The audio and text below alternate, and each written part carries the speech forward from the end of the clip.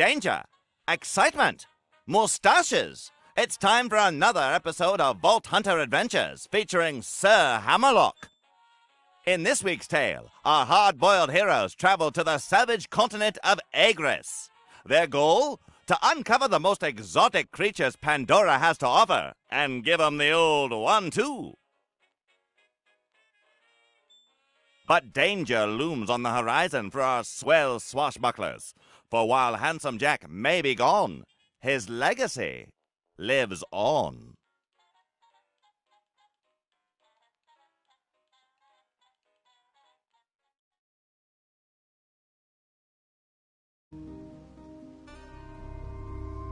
Aha! You've made it, old chum. I've set up a base camp of sorts near your location. Come find me, would you?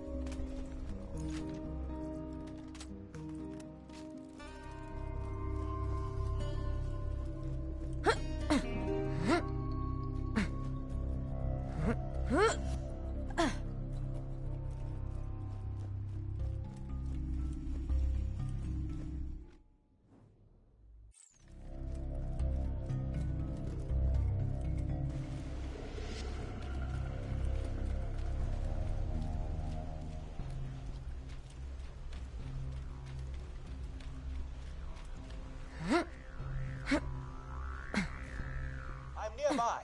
Come find me and we'll fight our way to the lodge together. Then it'll be nothing but a carefree weekend of hunting, companionship, and bawdy jokes about social taboos.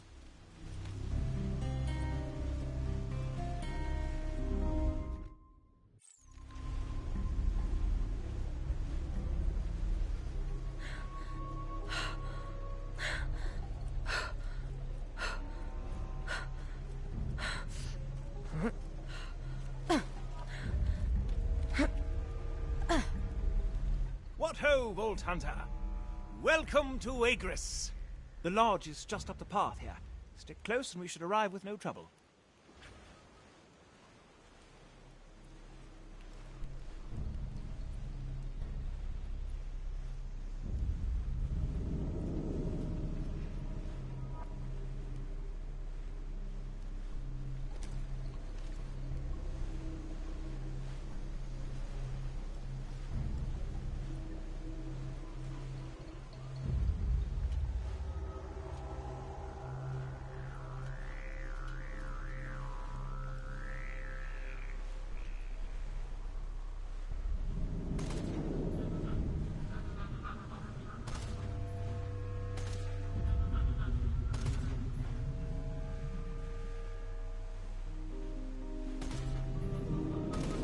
This is the power of a siren!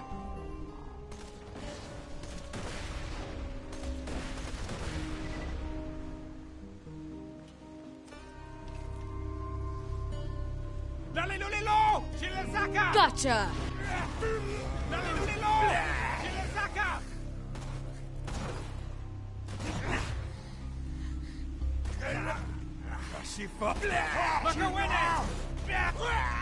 Stay put!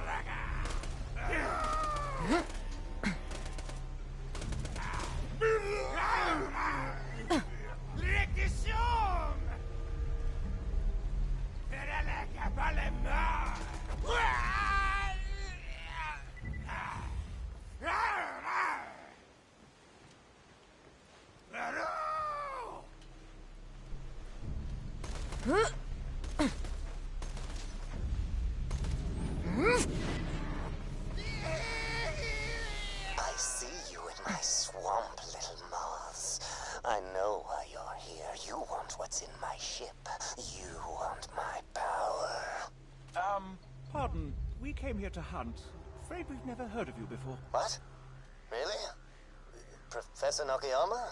Hyperion Scout? I poisoned Atlas's CEO. Oh, that's nice. Good for you. People are terrified of me. How do you not know? You guys are assholes. We can use this lodge as a base of operations for our hunting expeditions. I'll let you, brothers, press that switch and let there be light.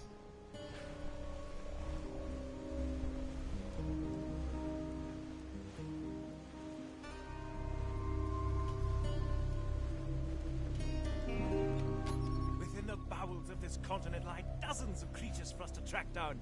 If I can repair that catcher boat over there, we shall sail into the heart of relative dimness and begin our hunt. Tally-ho!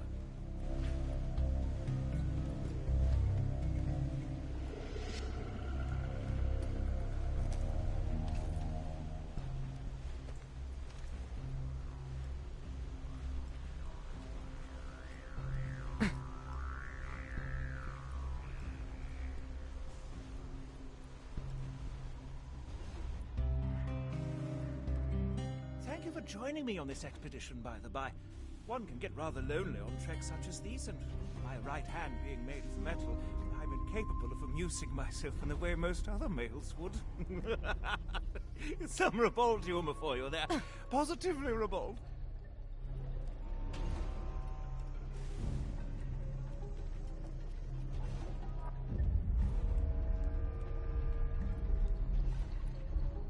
Ah, there's the catcher boat station where you can summon a dinghy. I shall have to repair it after I take a moment to laugh heartily at the amusing cadence of the word dinghy. Now that that's over with, please watch my back. Once I've repaired the station, you can summon a dinghy, travel deeper into the swamp, and start hunting some real game.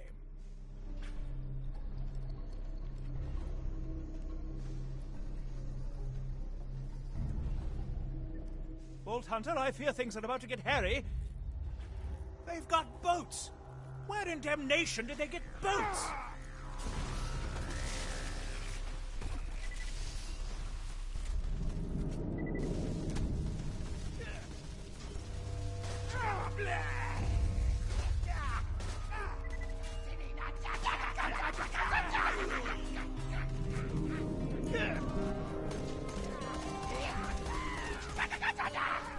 Hold it right there!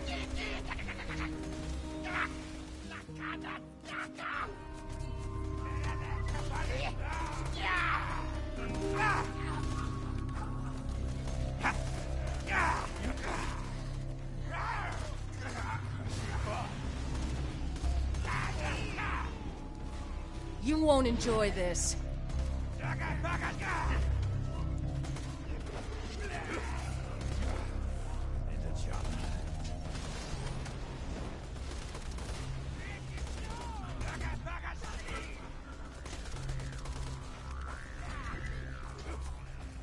Shut up!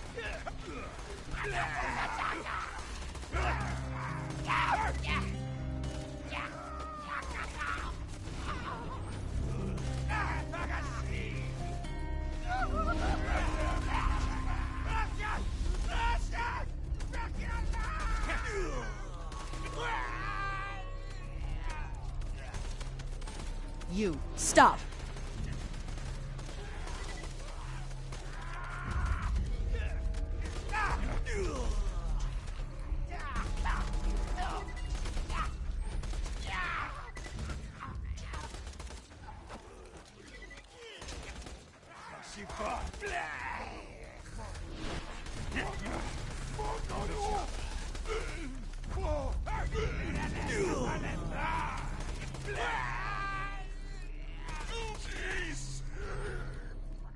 Something's wrong here, Vault Hunter.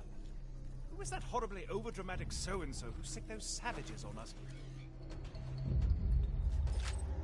I finished repairing the catcher boat. Grab a dinghy and get going.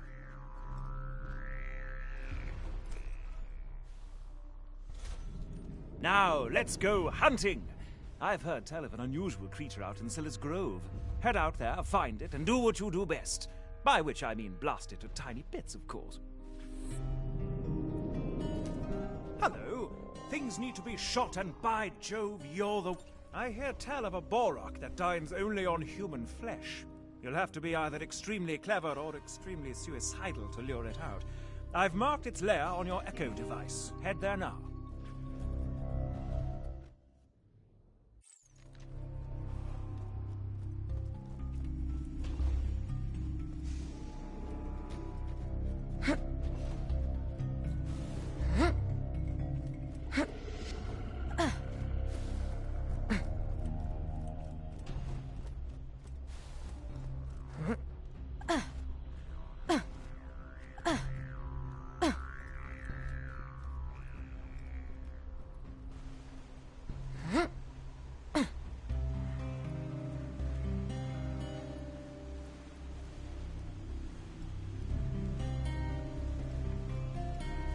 A fantastic day for capitalism. Nothing like a good sale. 2 words, my friend. No refunds. Okay, so this level cap is up to 35 now. I think Torgs was all level 30 enemies now, so now they've bumped up to 35.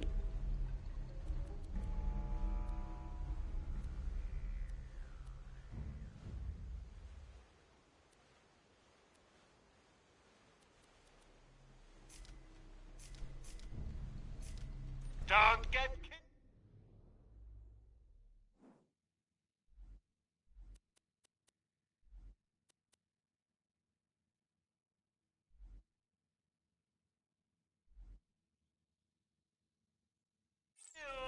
You can never be too well armed.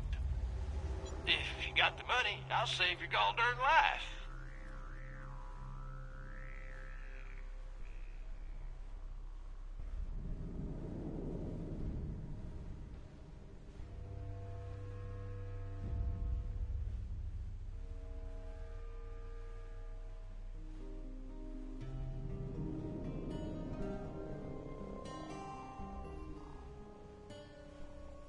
Get out!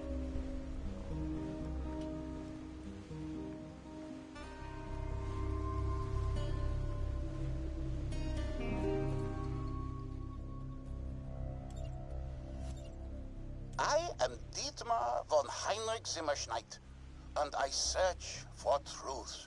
I am filming a documentary about hunting, about you.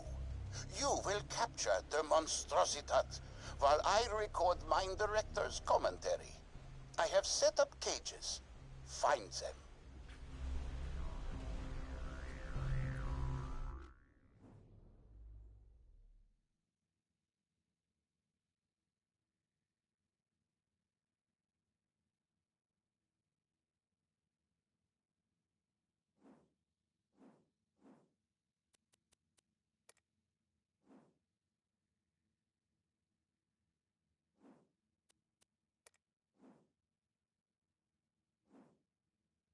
Dietmar von Heinrich Zimmerschneit speaks to you.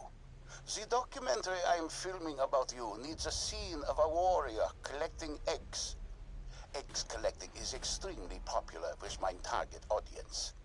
Retrieve some for me, and I will narrate your descent into the Yoki epicenter of the human soul.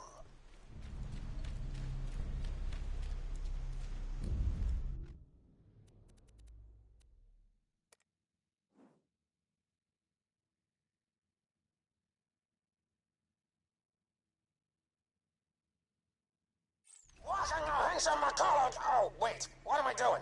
You don't speak English. Sorry. I'm one of the native bandits you've been shooting at around here. How you doing? Anyway, there are a few rare and irritating creatures I'd like you to kill for me. No way to know where or when they'll turn up, though. Just keep your fingers crossed and your eyes open.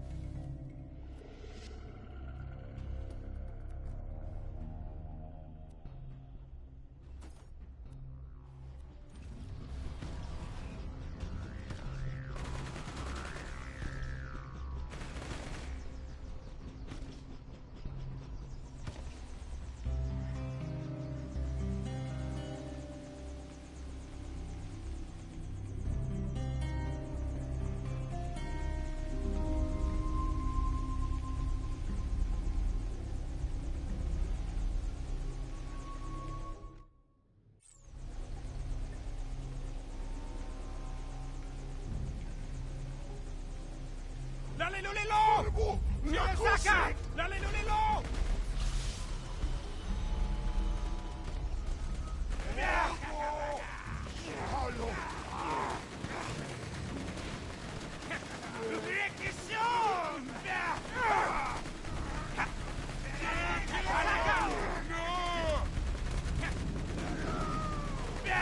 Out of my way!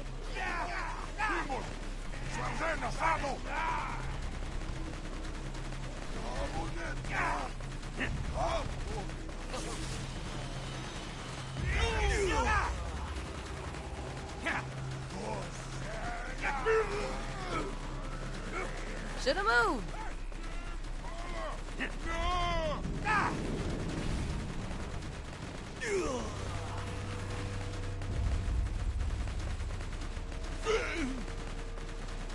Rako, me kugusa.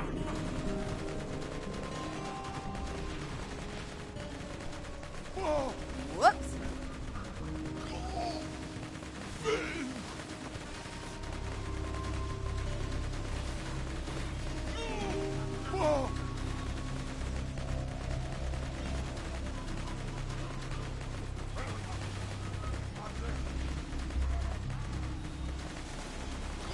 Whoosh!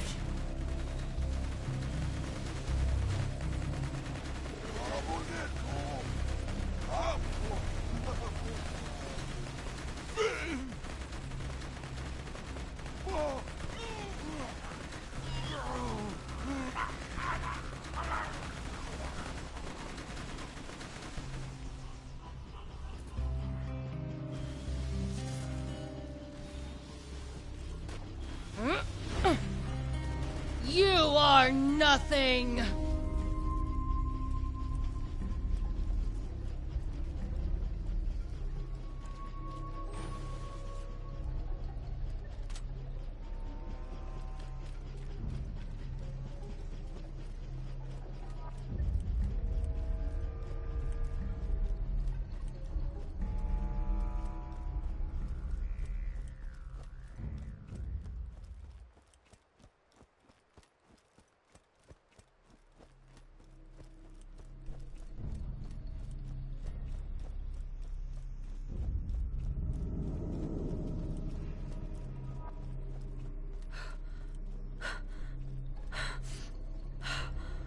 Stay put!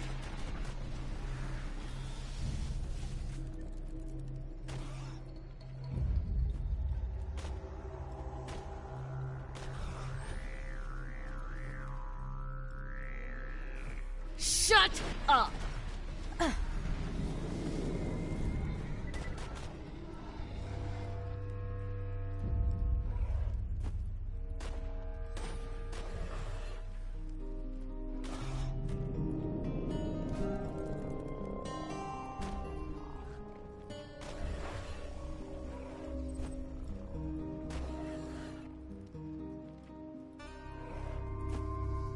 You, stop!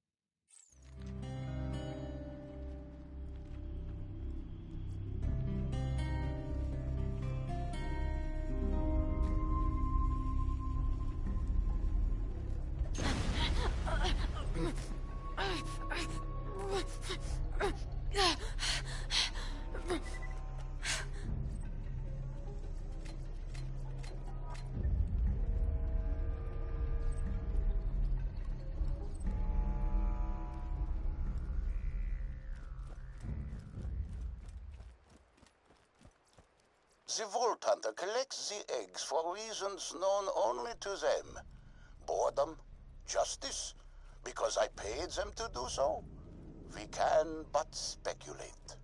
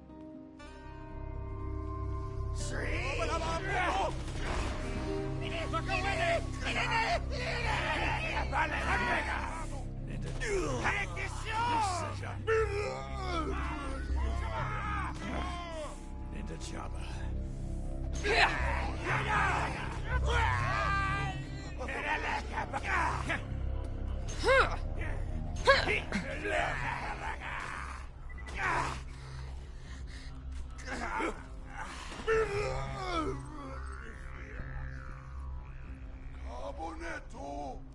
Capo, capo,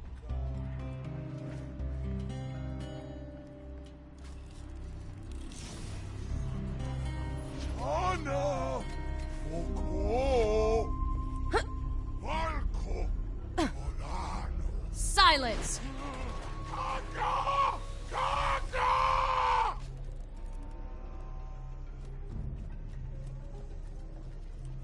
Now, you've two options for luring out the human-hungry Borok. You can lure a savage Killed into that thing Borok's even lair easier and than you summon him killed that my way, bandit or brothers. you Which, can injure don't feel yourself bad or anything. and 100% of They're your kinda blood dicks. gets released.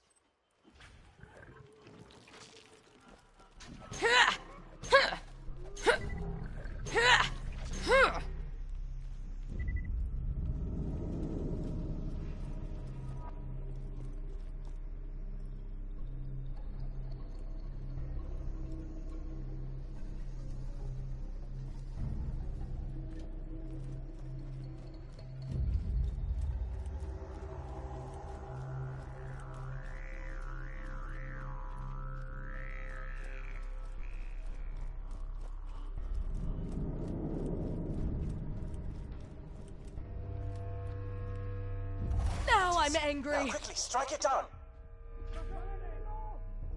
Now where was I? So it goes. You've had your last taste of human flesh, fiend. Wonderful, simply wonderful. Come on back.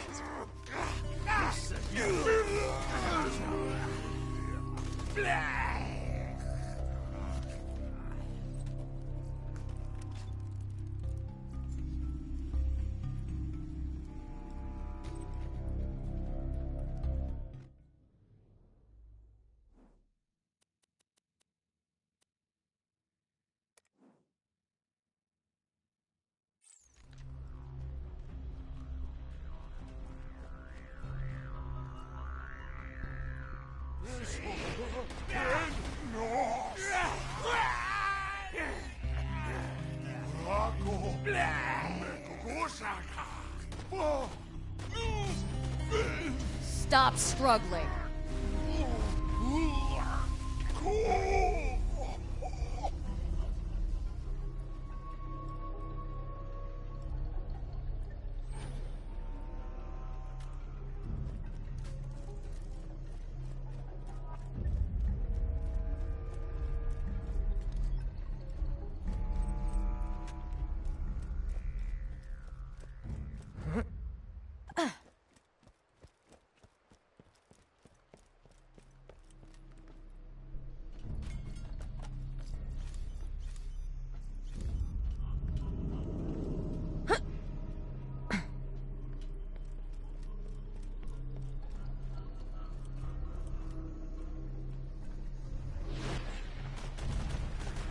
Fear me, bitches!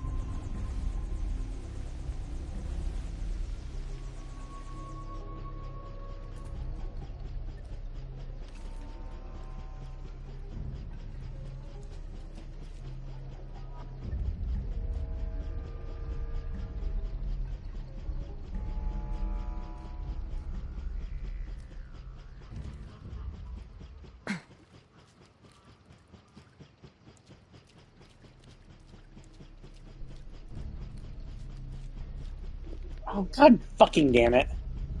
I fucking moved it out. God, fuck off. It's fucking annoying.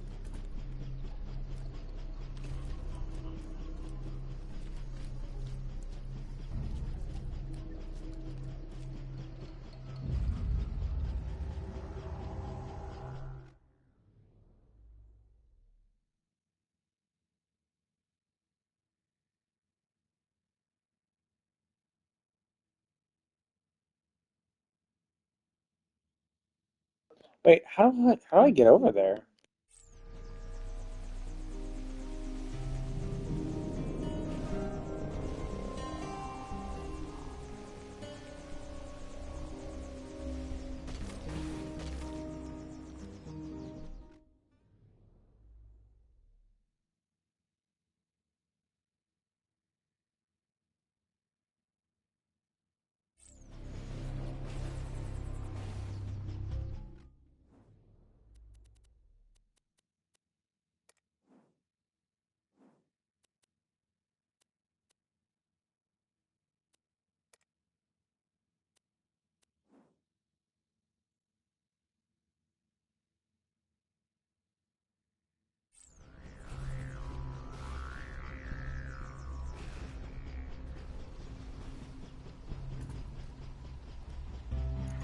Or is it?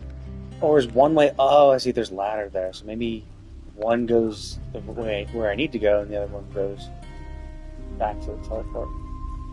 So let's see. Which way did I come in? I probably didn't jump, so I probably went up. I went through there, right? I don't think I fell down, so this is probably the right way.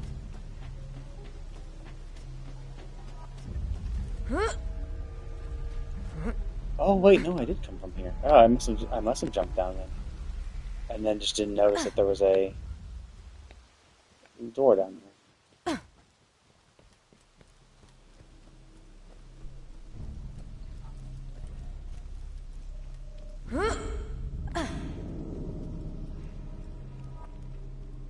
Eggs, the genesis of life, the beginning of creation itself, and yet so nummy, so very, very nummy.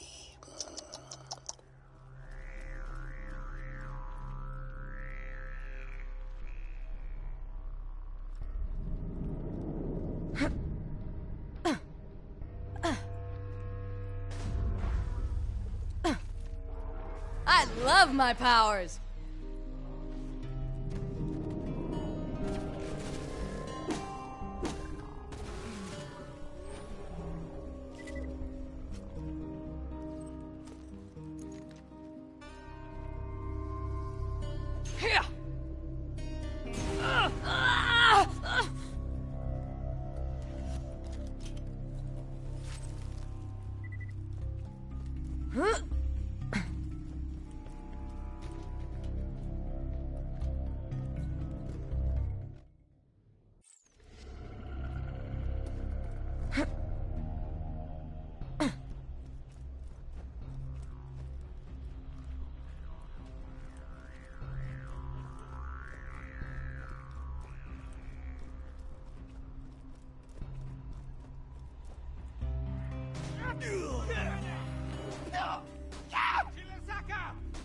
Please stop.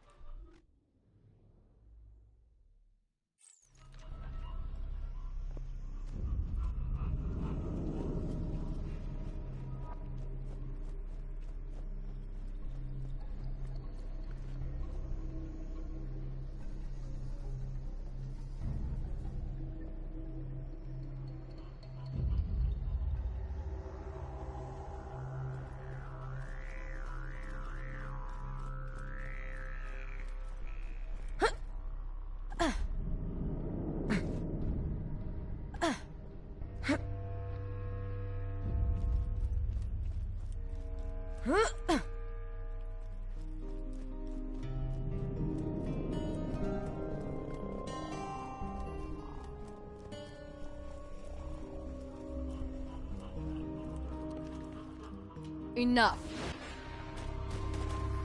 Blam!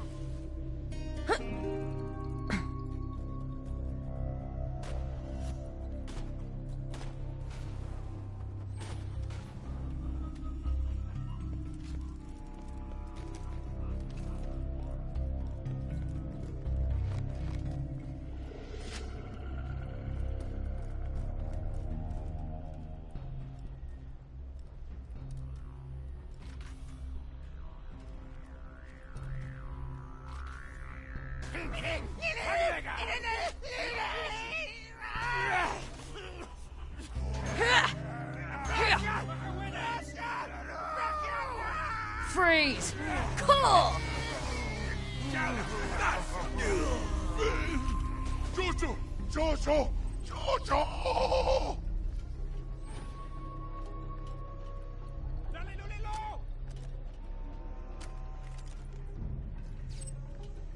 Wow.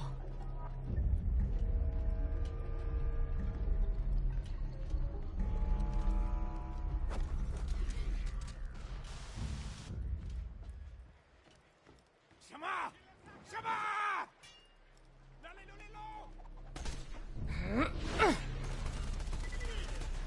Just give up.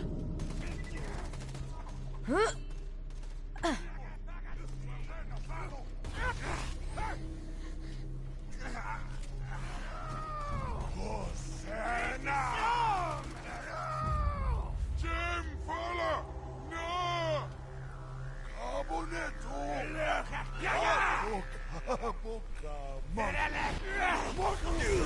And stay down.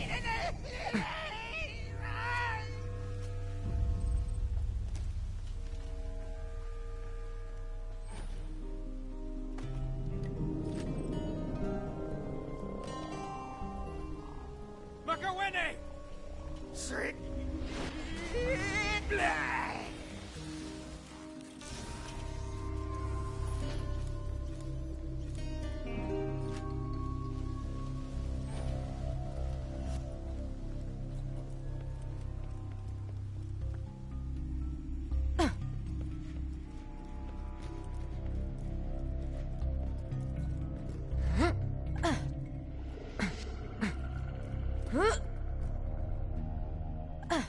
The cages sit idly in Hunter's Grotto, a sedentary symbol of the warrior's cruel indifference. Vault Hunter, you must lure the monstrositat into the cage, then trap it inside.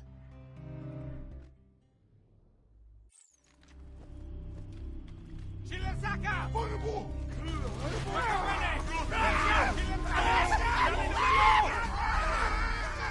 Kashifa!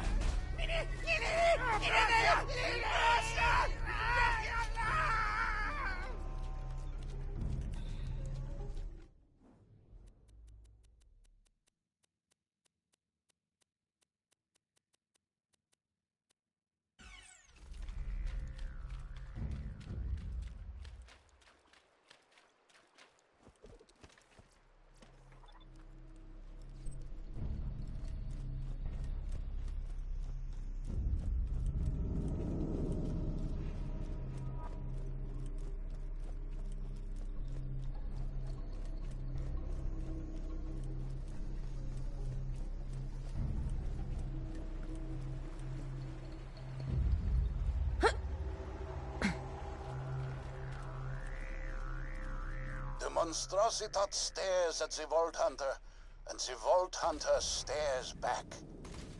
But who is the real monster?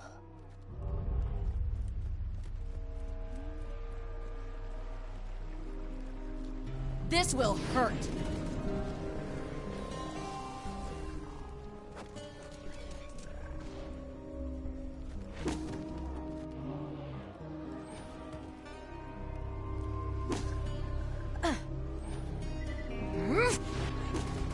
Cut!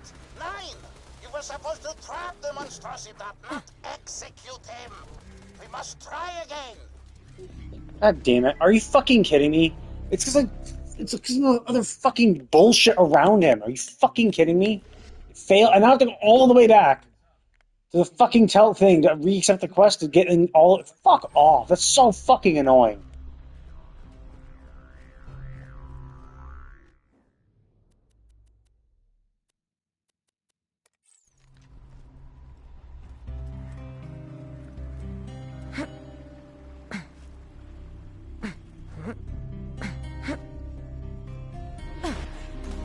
You're done!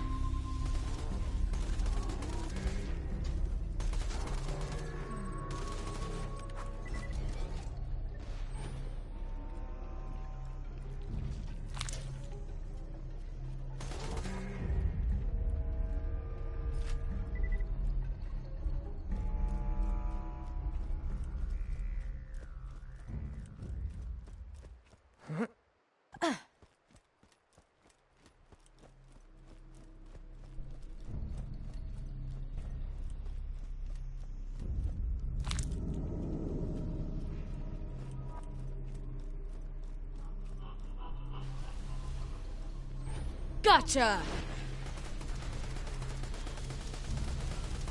You are powerless!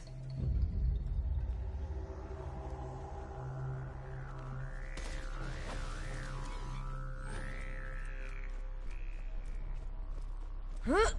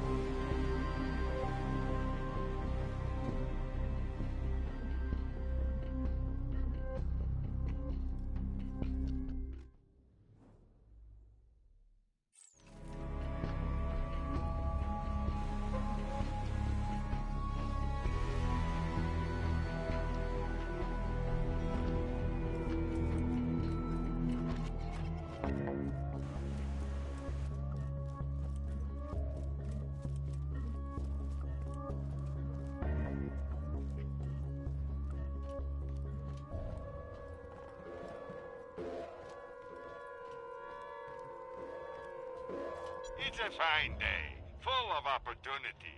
You're my millionth customer. Don't let it go to your head.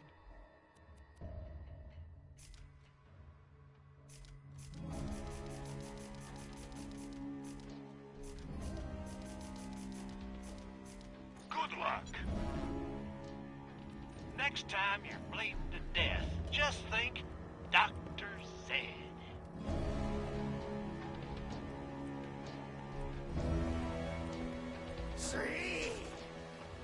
Hold it!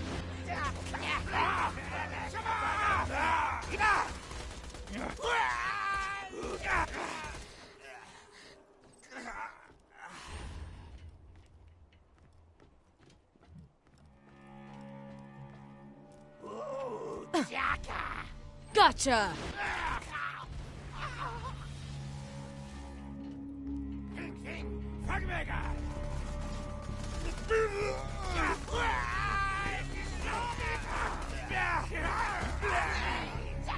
This will hurt.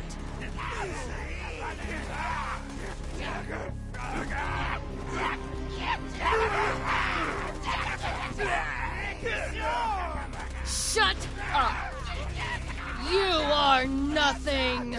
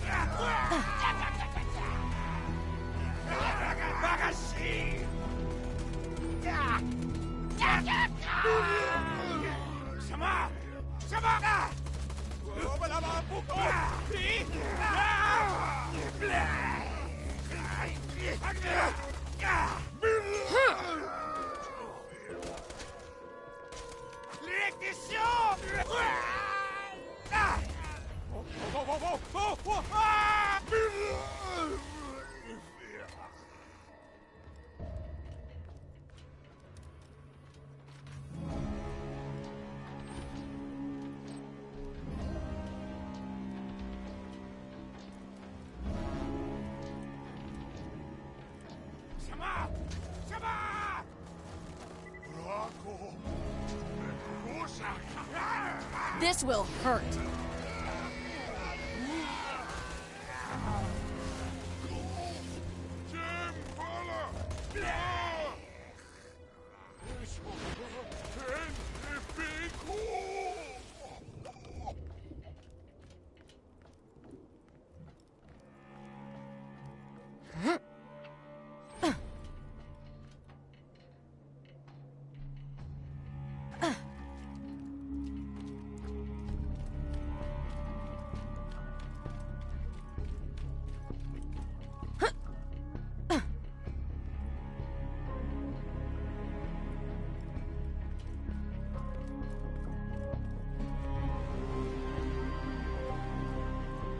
Let me know if anything catches your eye.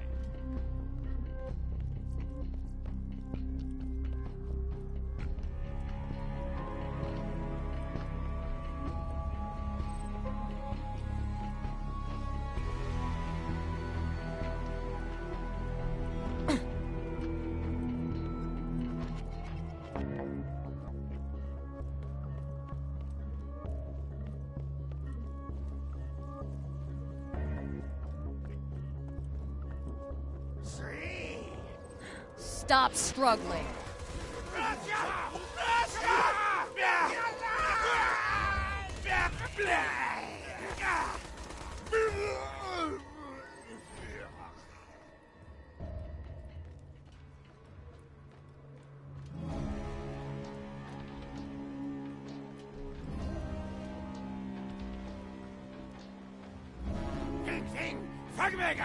It's a bad... Enough from you.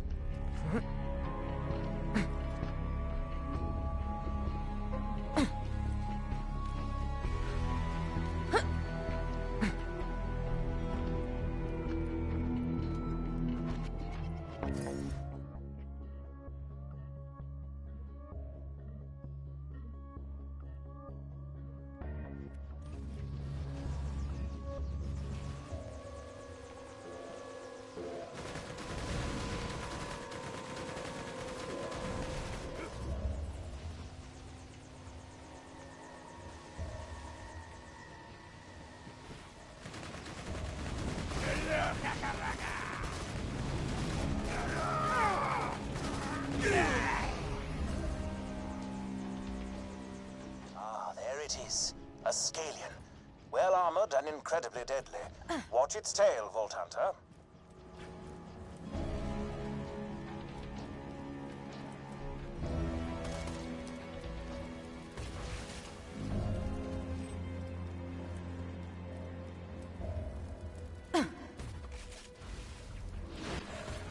I love my powers.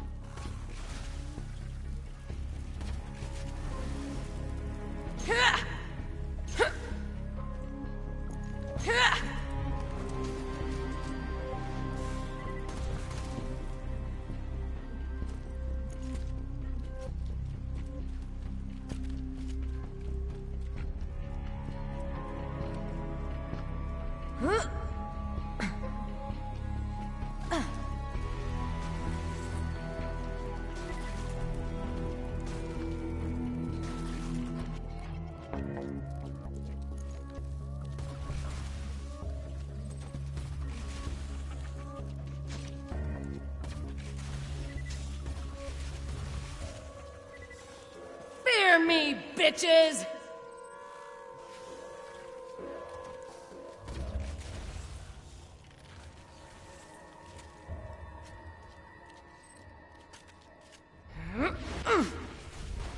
Jolly good show. Wait, you guys are just gonna do your hunting thing? Aren't you even curious as to why I can order these savages around? We shall deal with you in good time, sir. I promised my companion a pleasurable weekend of hunting, and a gentleman always keeps his word. What? Come on. Will you guys fight me already? Please. Vault Hunter, it appears we shan't get a moment's peace as long as this Nakayama fellow keeps hassling us to go fight him. I've heard some bizarre radio chatter coming from the other side of Silas Grove. I'm afraid you'll have to head there, stop whatever horrible plans Nakayama has conceived, and save the world. Again. Great. Yeah, good. That's what I wanted. You won't regret it.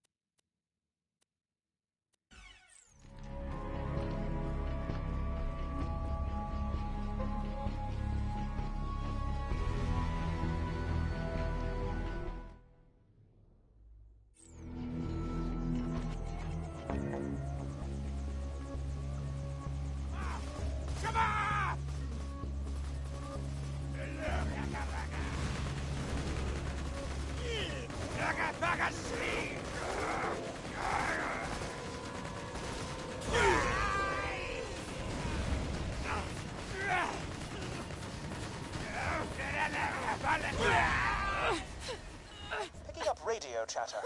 It sounds like Nakayama's savages are engaged in some sort of ritual worship. Lots of chanting and the like. Be careful.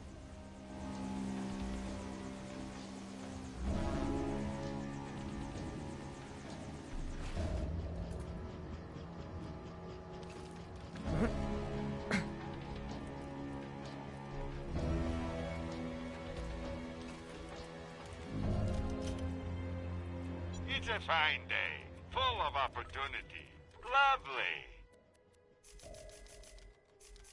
Tell your friends, Marcus munitions.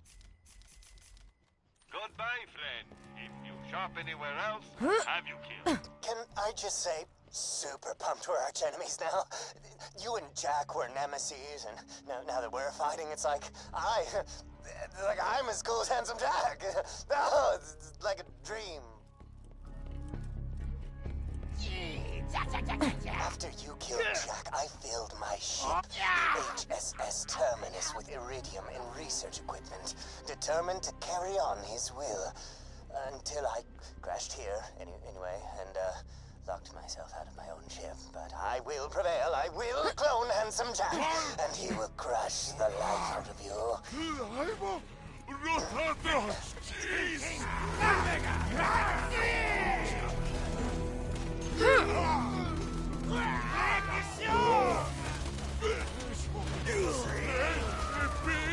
I love my powers.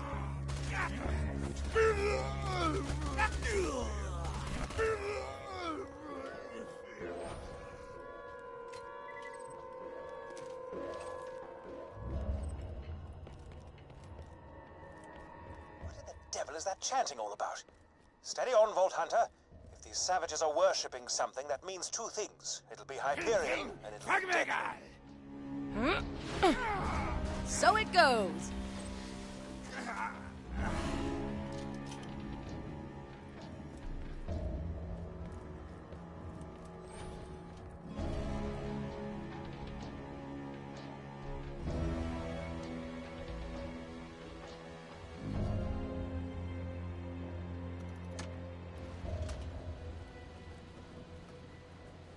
You've made it, but what the devil are they worshipping?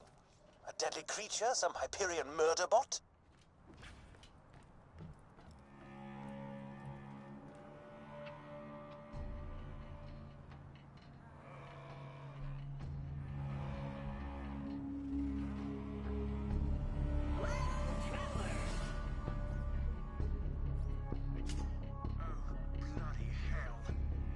Minion!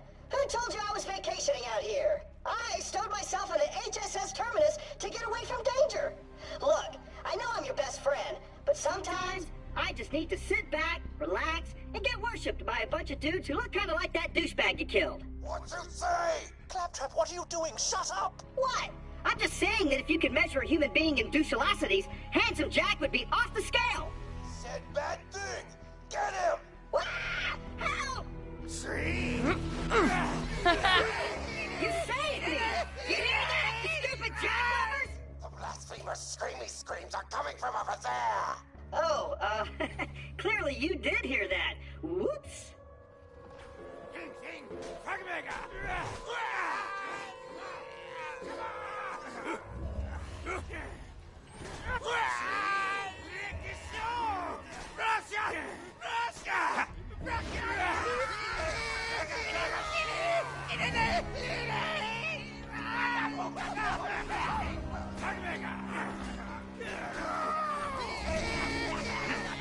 Just give up.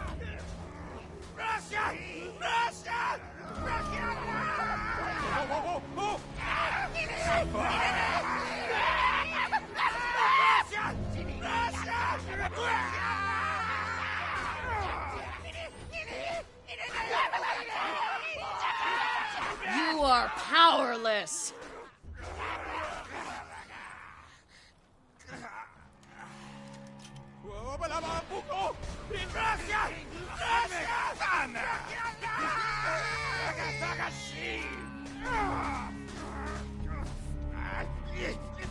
Killing those dudes who were worshiping me.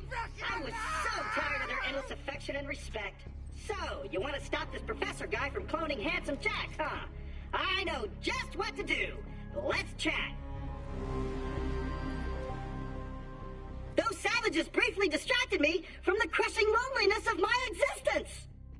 Before you ganked them, the savages let me in on the professor's plan. He's got a temporary lab set up in Arterton Station that he's using to create iridium-engineered Jack clones. You gotta destroy his samples of Jack's DNA and shut down that lab. Ooh! I got a quest! Mendon! Mendon! My receiver just picked up a blip from another Claptrap unit! I might not be the last of my kind! You've gotta find him!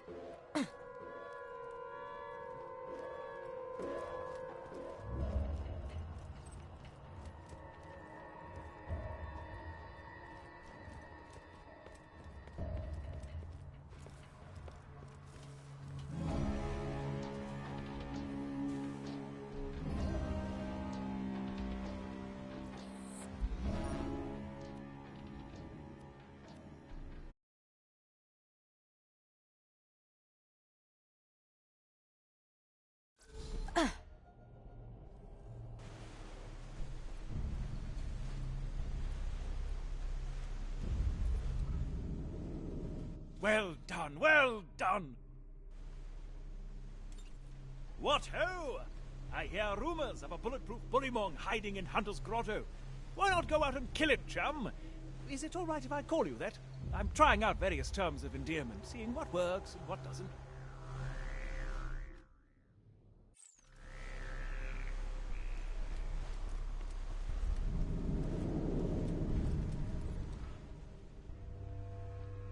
I am Dietmar von Heinrich Zimmerschneit, and I search for truth. I am filming a documentary about hunting, about you. You will capture the monstrositat, while I record mine director's commentary. I have set up cages. Find them.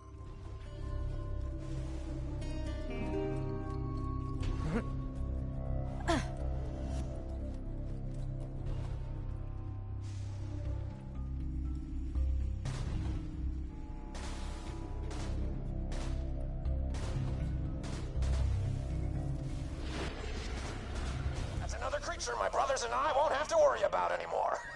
Thank hello.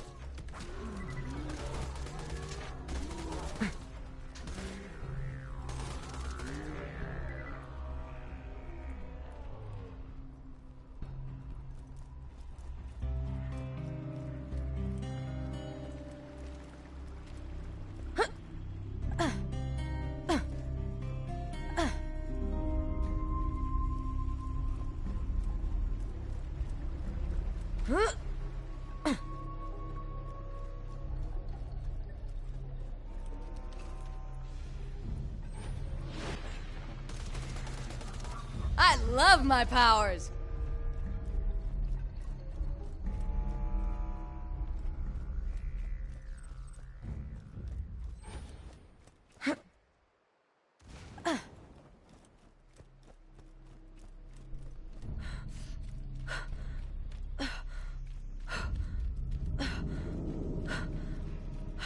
The cages sit idly in Hunter's Grotto, a sedentary symbol of the warrior's cruel indifference. Vault Hunter, you must lure the monstrositat into the cage, then trap it inside.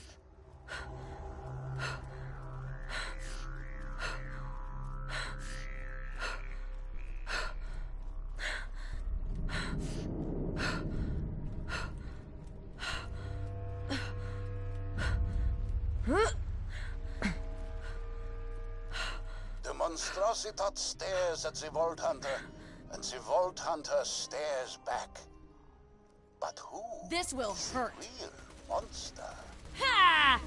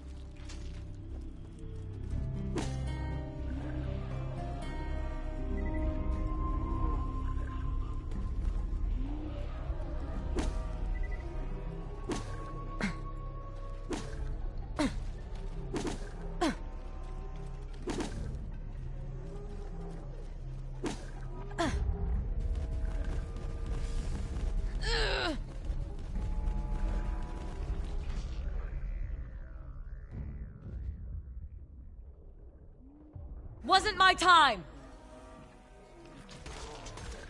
Here! Here!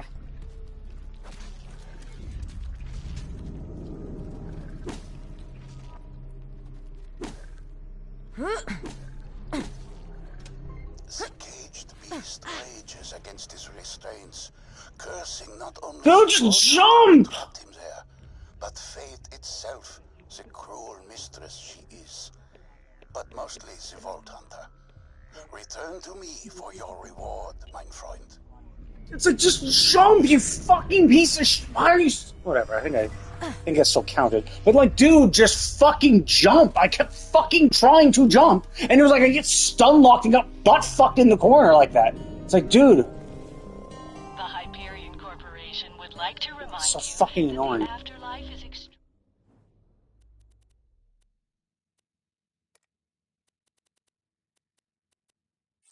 boring and not worth visiting.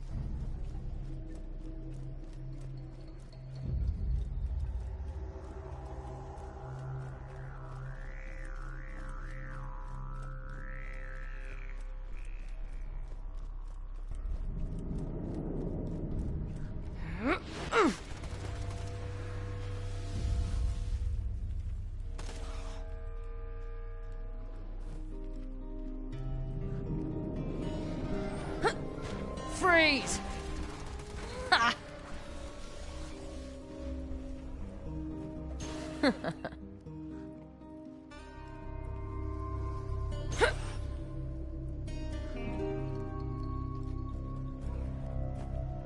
Ouch.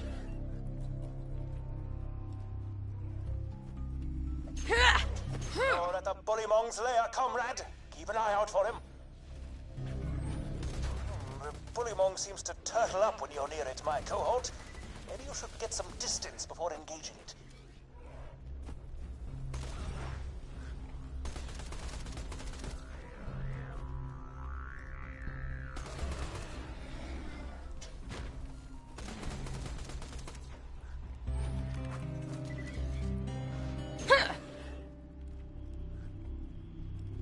Interesting reaction. Ah, nicely obliterated, pal. No, that's rubbish. It's esteemed colleague? Friend? No, no idea what I'm saying. Come back whenever you're done.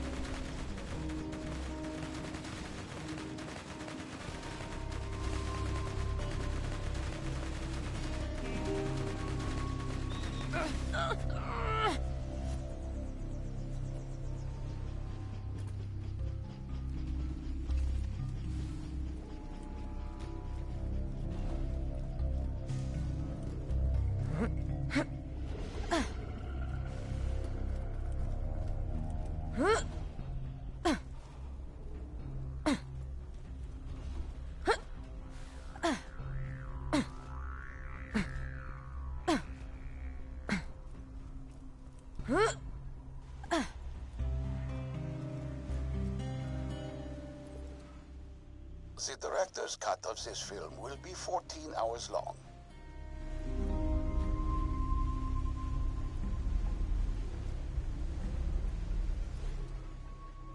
Compatriot? Mate? Good lord, social interaction is difficult.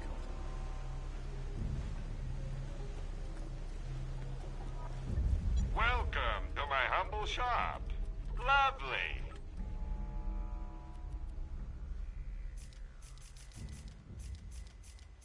Good luck.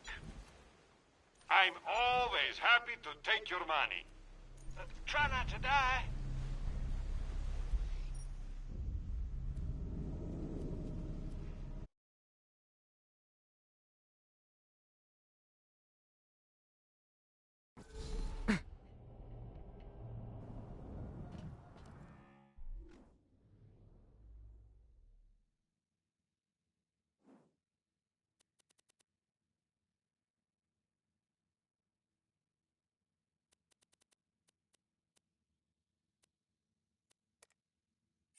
Some bedwetting skag has been marking his territory all around my grove. I don't actually have a sense of smell, but I still have enough self-respect to resent people who pee all over my stuff. I need you to go wash the wee-wee away, but you can only do it at night. The skag's tinkle juice is invisible during the day.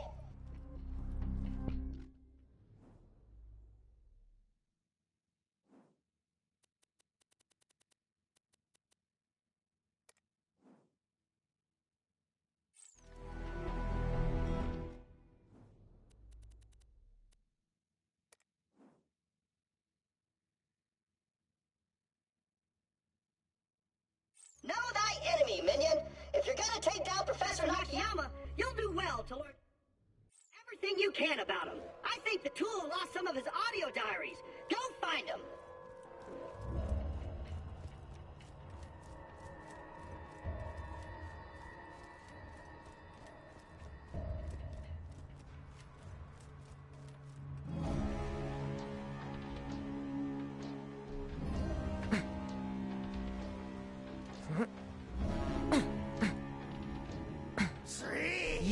Stop.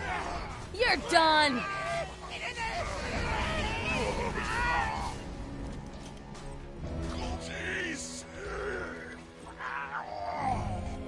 Oh my God.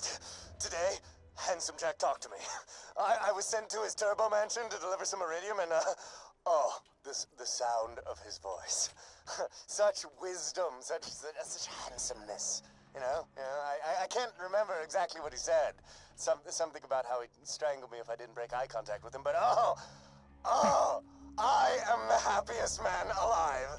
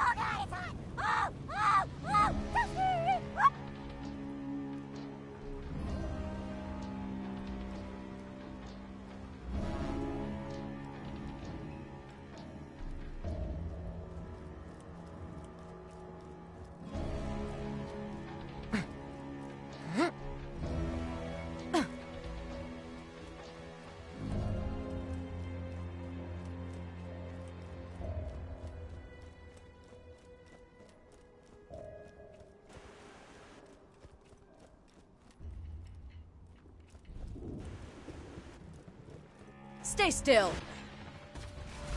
Goodbye now.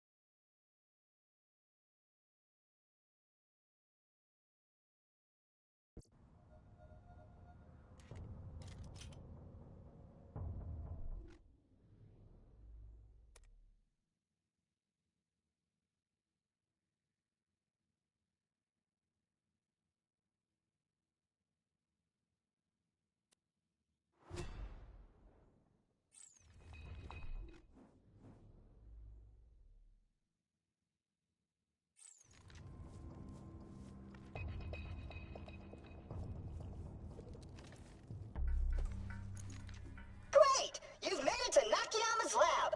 Now you've got to find the samples of Handsome Jack's DNA and destroy them. Let me know if anything catches your eye. Thanks for the scratch.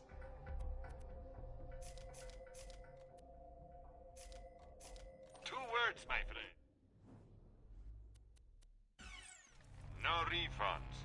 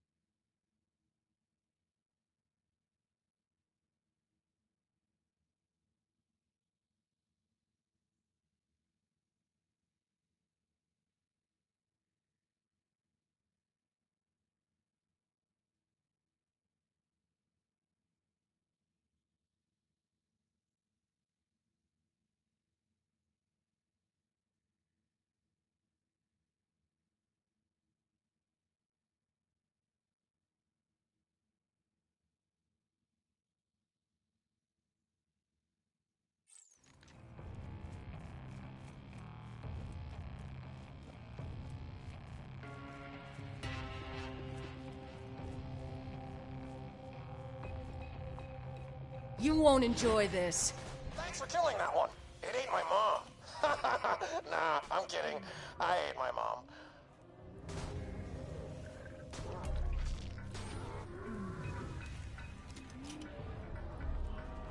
This will hurt.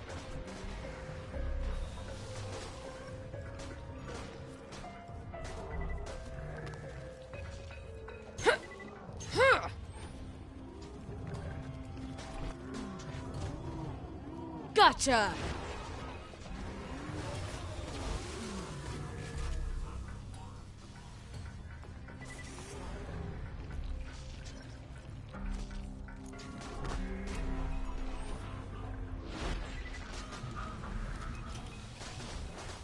You are nothing!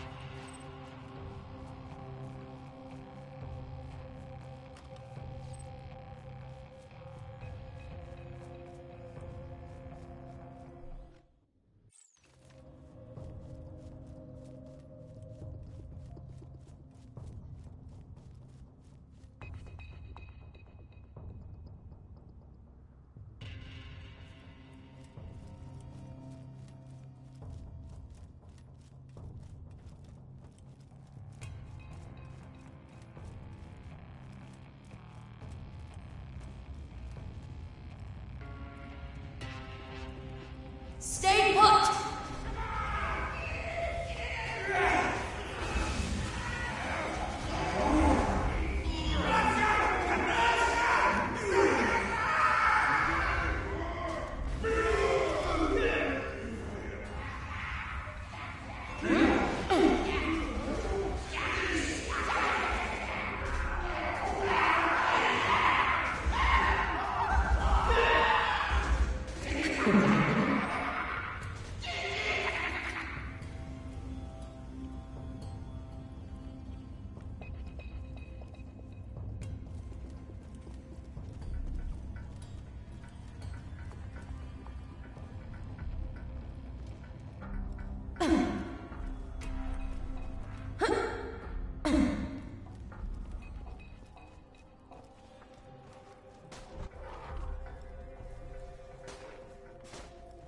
Fantastic.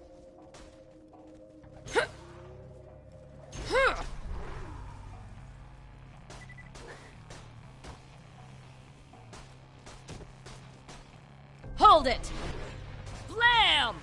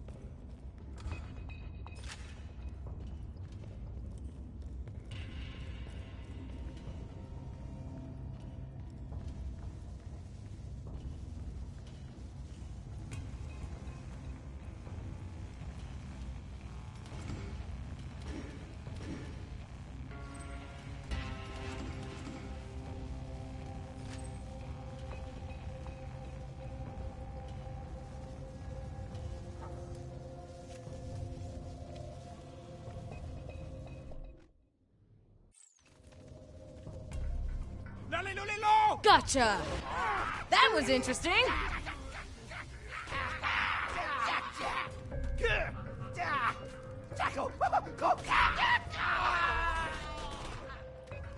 You, stop! Another one down!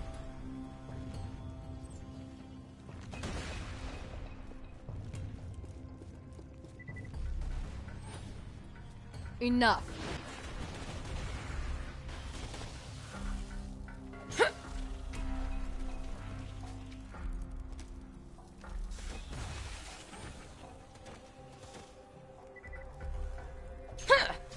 use a traditional Agrin saying, booyah!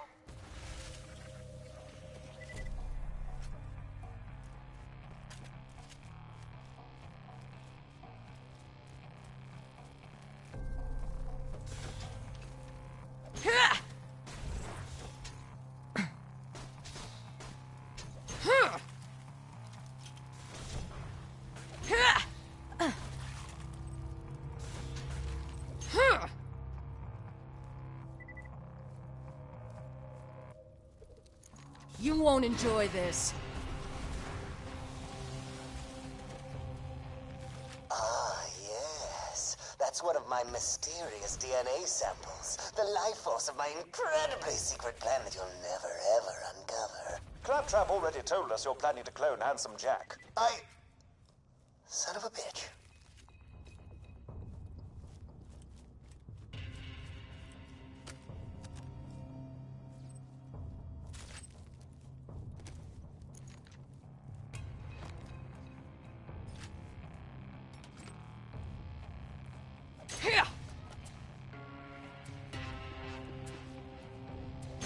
That's one sample destroyed. I can practically smell the dying handsomeness from here. Who opened one of my DNA safes? Hello? Anybody?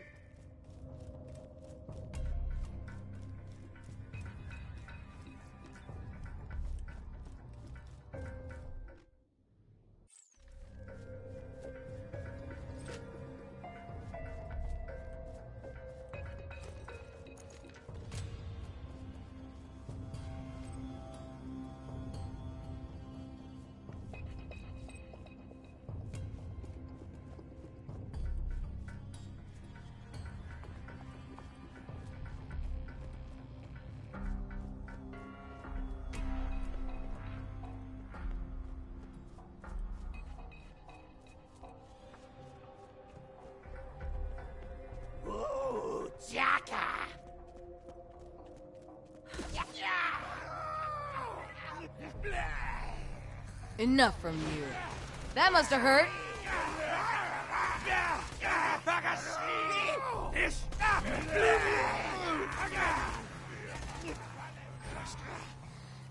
Ooh, ouch. My training's paying off.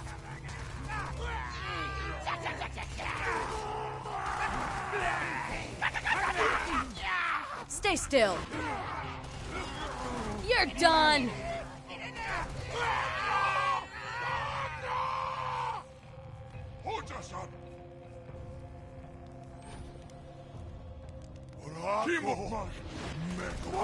That was awesome!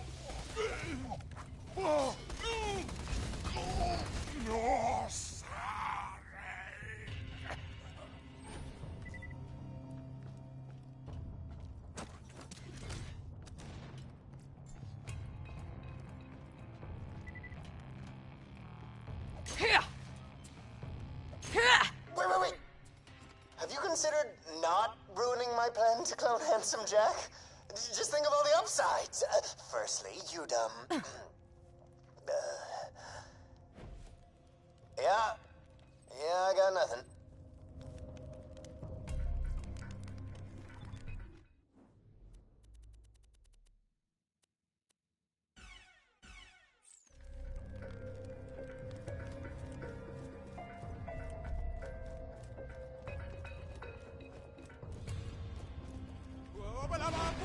I love my powers.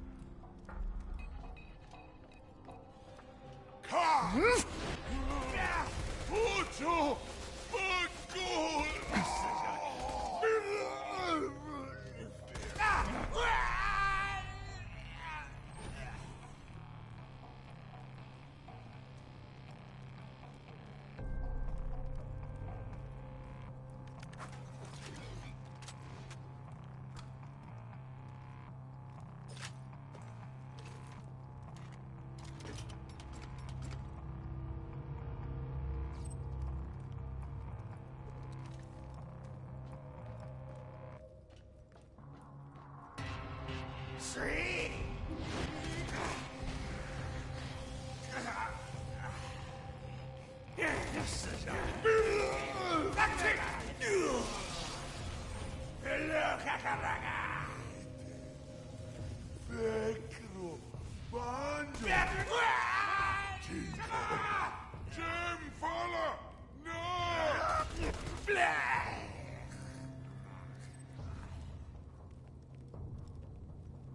Betesashi!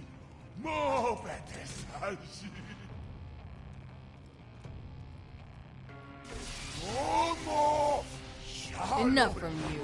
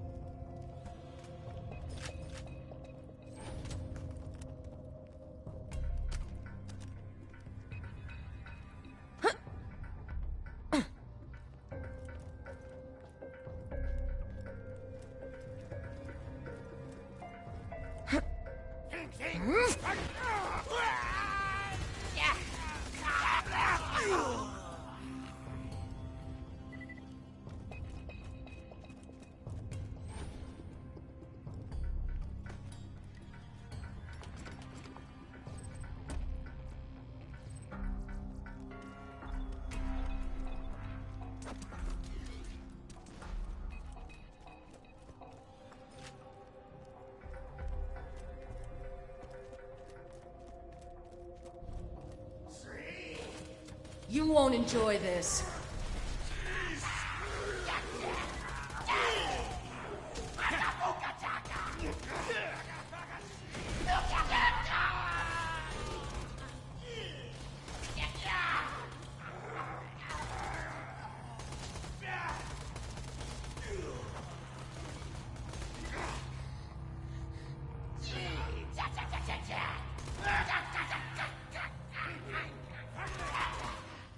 Another clean kill.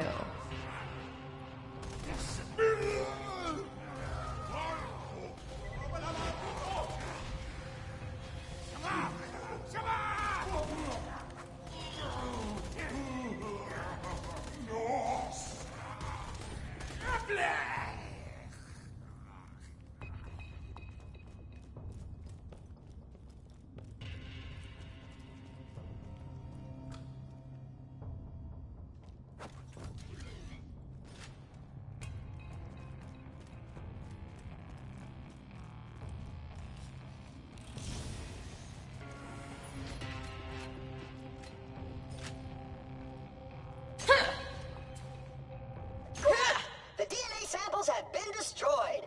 Now you've just got to shut down the lab's power grid by flipping a teeny little switch.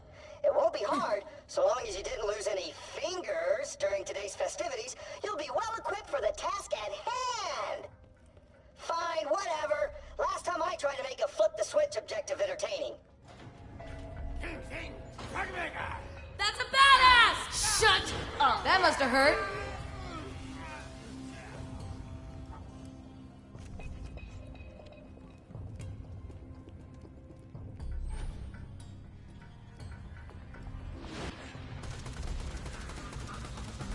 You are nothing!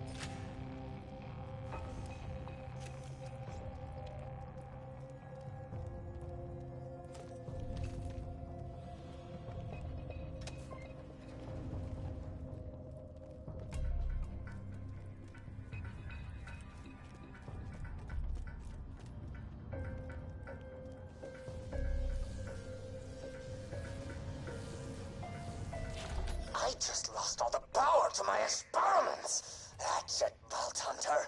It's time to face my wrath. Whoop the metal bits! Blow off the metal bits! Seriously, can you just... So, oh my god, you who's killed him so next? easily. Okay, that's bad. Wow, that's disheartening. Correct. So it goes. Exceedingly well done, Vault Hunter. Come on back to me and we'll see about taking down Nakayama himself. Here. Here. Okay.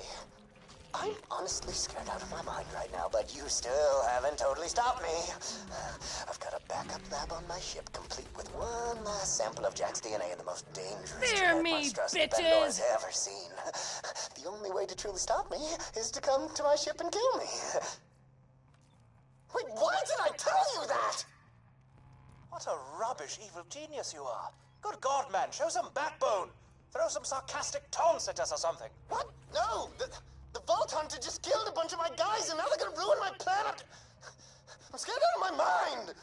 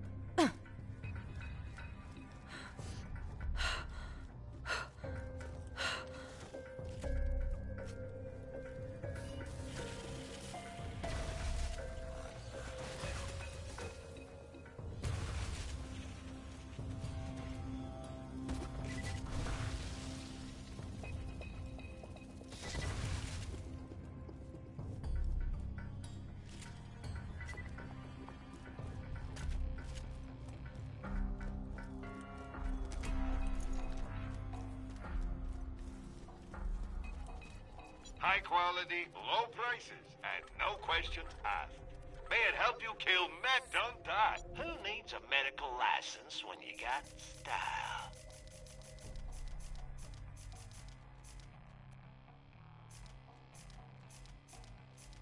Stay alive.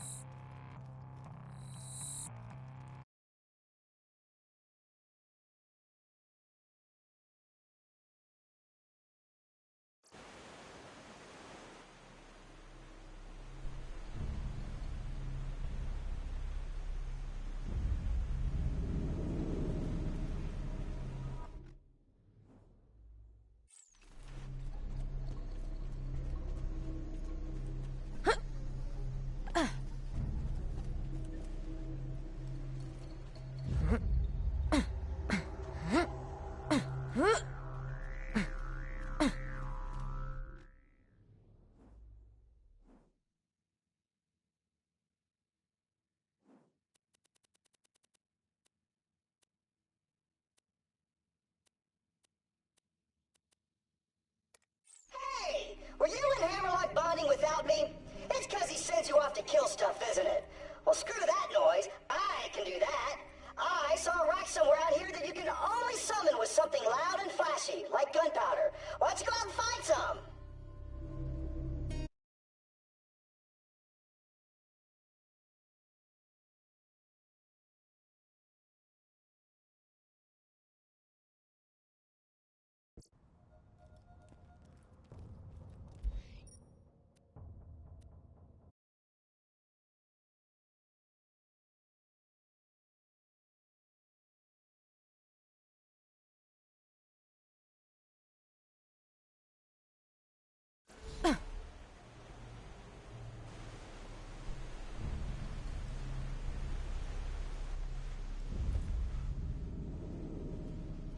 Now, to shut that As the good professor so moronically told us, he's still in possession of a secondary genetic modification lab in the confines of his crashed ship, the HSS Terminus. Being the badass you are, I'm certain you'll have no trouble heading to his ship and shooting the living daylights out of him. Hello, mercenary person. I have money and a problem.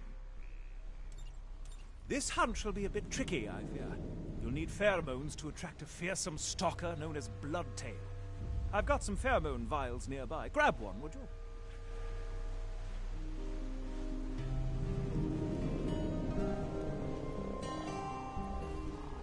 Lord, I can smell it from here. Don't open that vial until you're near Bloodtail's lair. The pheromones will only last a little while. If they wear off before you've killed Bloodtail, you'll need to grab some more.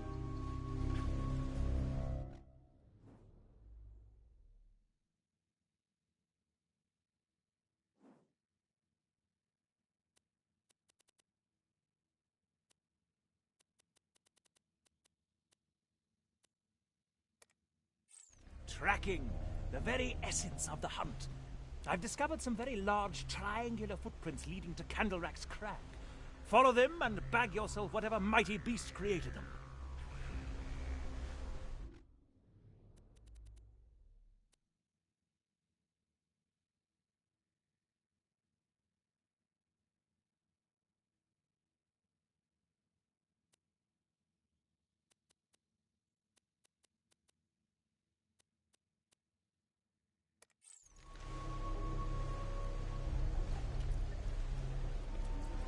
Needs a medical license when you got style. Welcome, customer. Come back anytime.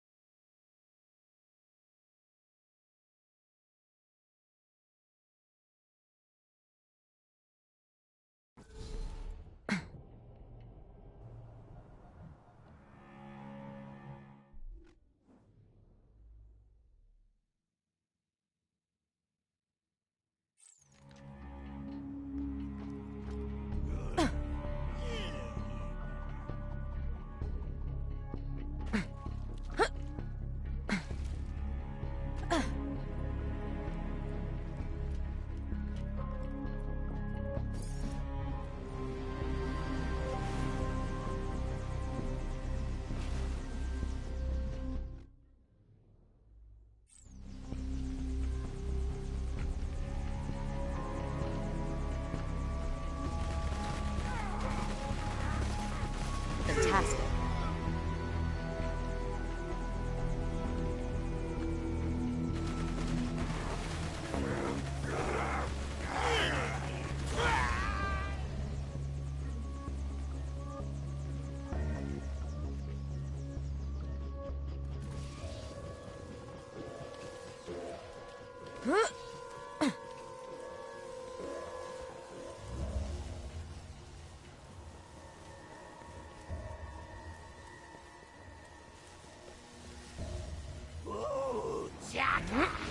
Slam!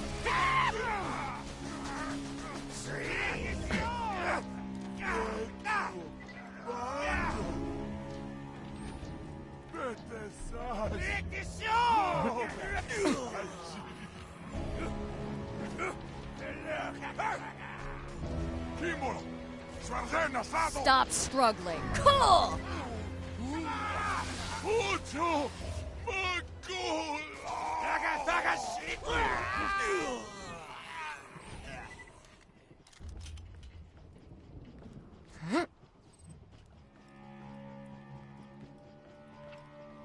I am the saddest man alive. Handsome Jack is dead. Some Vault Hunter killed him in cold blood. I will make it my life's work to bring Handsome Jack back and kill the Vault Hunter who slew him. This is my vow! Oh, Handsome Jack loved making vows. Stop!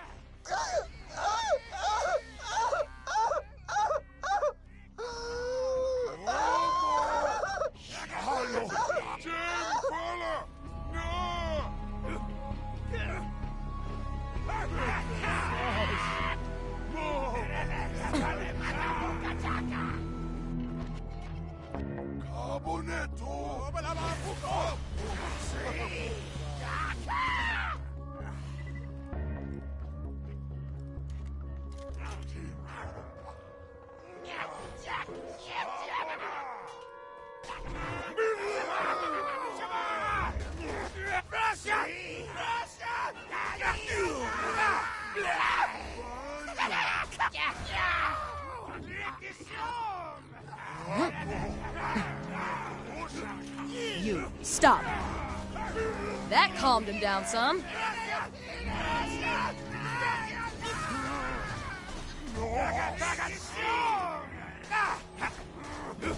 That was enjoyable.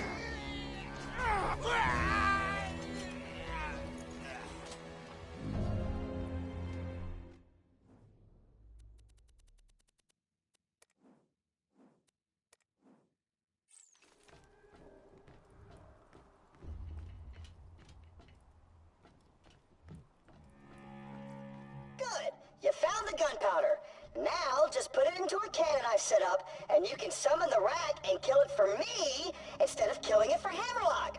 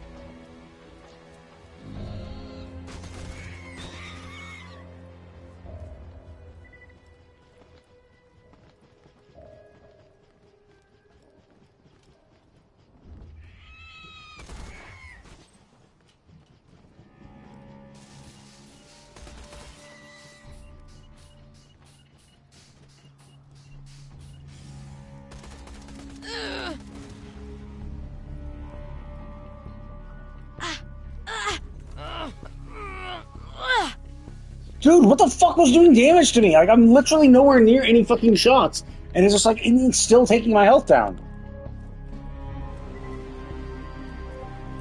Okay, you're at the cannon. Now just load in the gunpowder, then fire it off, and summon the rack! Here comes Rackenoth. Good luck! Hunting things! Oh!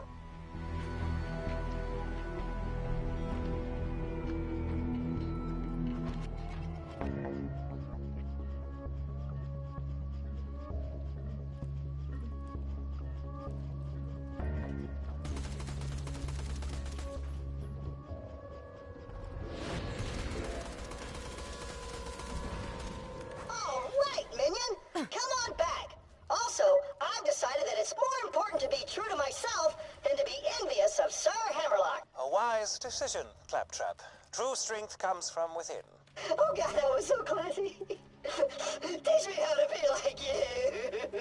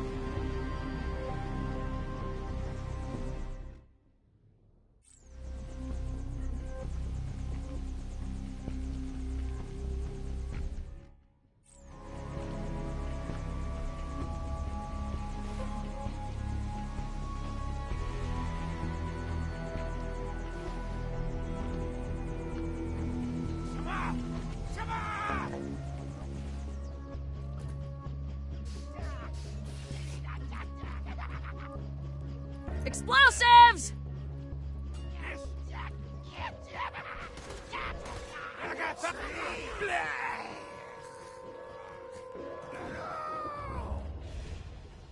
You won't enjoy this.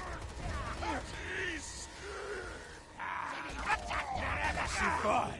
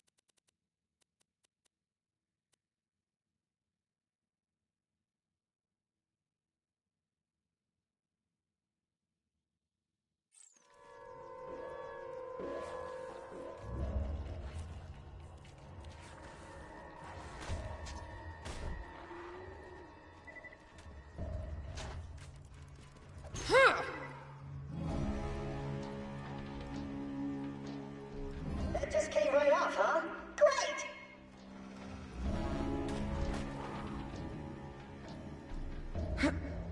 Oh, crap! You know what I just realized? The smell of that urine was keeping a bunch of the other creatures away! Watch out, minion! Things just might get hairy! Hold it!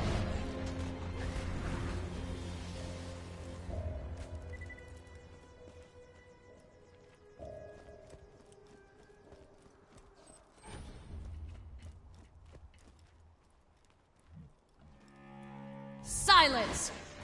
Pretty cool. Samakulo! Another rare creature down, mashallah!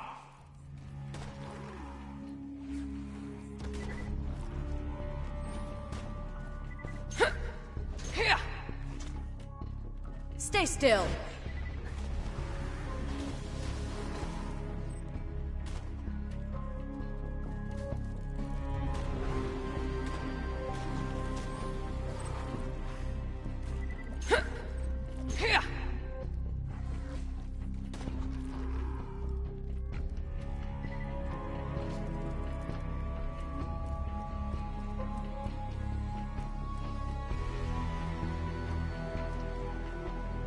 You're nearly done. Just a few more pea stains.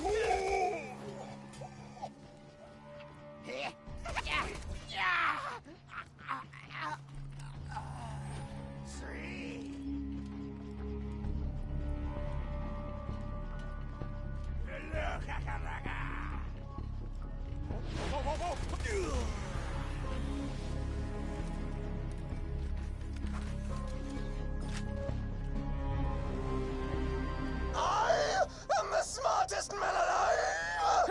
I'm gonna clone Jack using a fearsome beast, then use that beast to kill the Vault Hunter. The Terminus is about to touch down in Acris and... Alert. Autopilot disengaged. Are we crashing? Why are we crashing? My bad!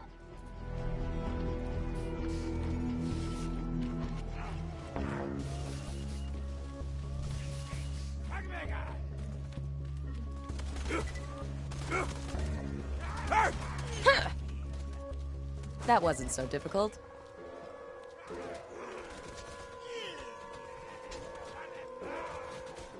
Stop!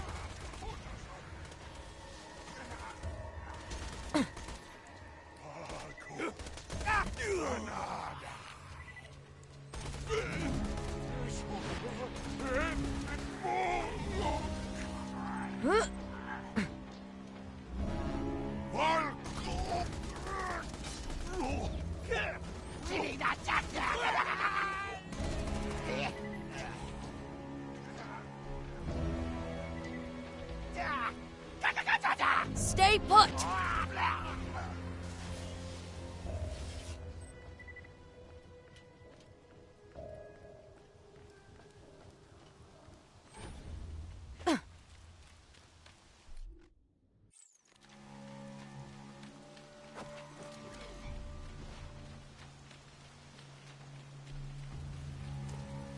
Stop struggling.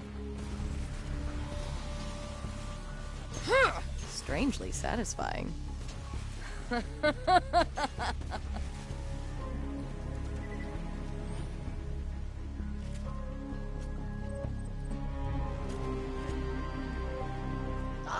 am the most ambivalent man alive! We've just crashed on Acris. My plan is set in motion, and the Vault Hunter just arrived. Unfortunately, however, the Vault Hunter survived every attempt I've made to kill him, which kinda makes me kinda nervous. But just keep it together. Just think like Jack. What would Jack do? What would Jack do?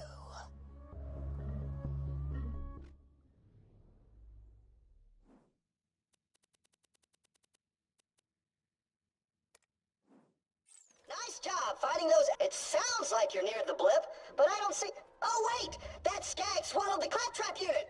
You've got to protect the skag until he vomits the claptrap up!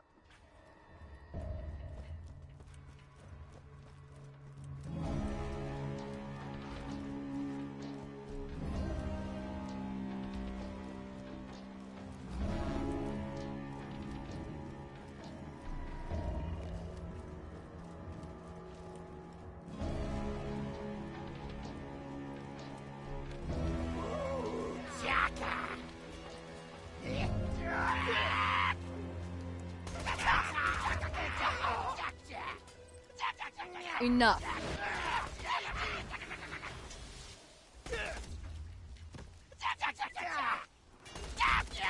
Wonder how that claptrap got all the way out here. He must have run from Jack's soldiers just like me. Hold it!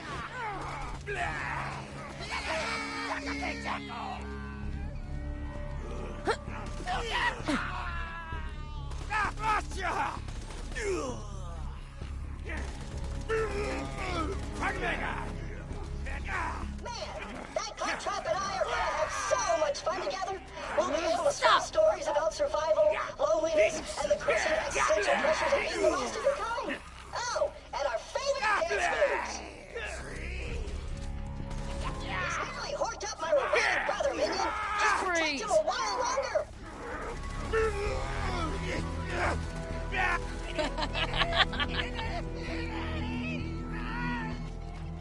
You protected Pukey, minion! Woohoo! He's finally going to barf up my fellow claptrap unit! I finally found another claptrap! Yeah! Ah, he's dead. And he exploded. Oh well. Now to slip back into the warm, comfy Christmas sweater that is my depression. Come on back whenever you're ready, minion.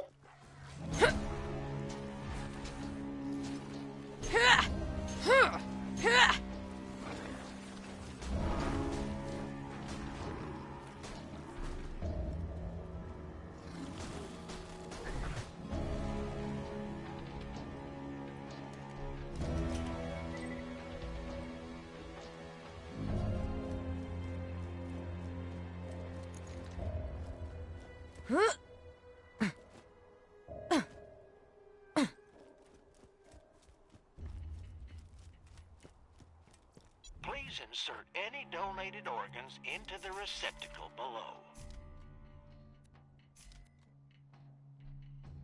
Catch you later.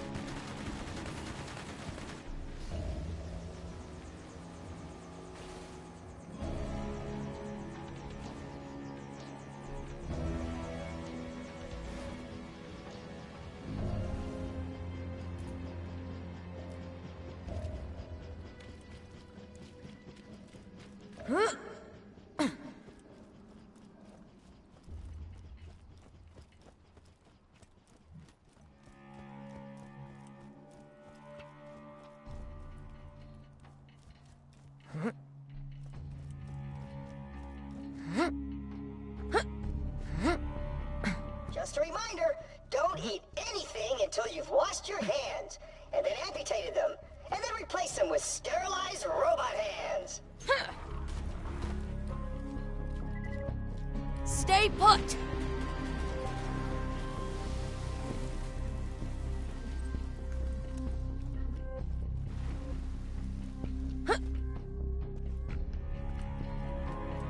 Oh, I thought there had to have been something there, honestly. So you can't actually see it unless it's during the, unless it's All right, you're all done. during the Come night. on back, you glorified gun-toting janitor, you. Enough from you. Well, that was something.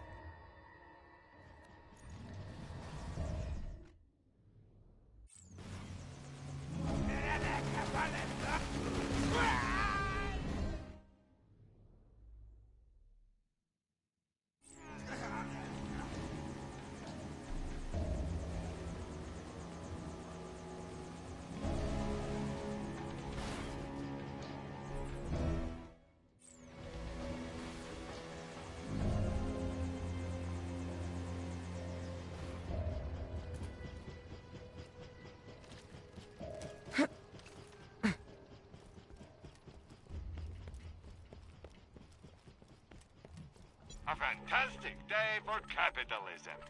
A pleasure as always.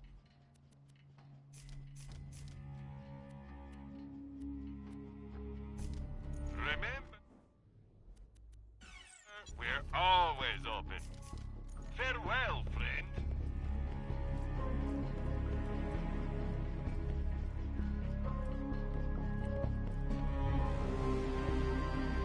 Shama! Shama! Ja!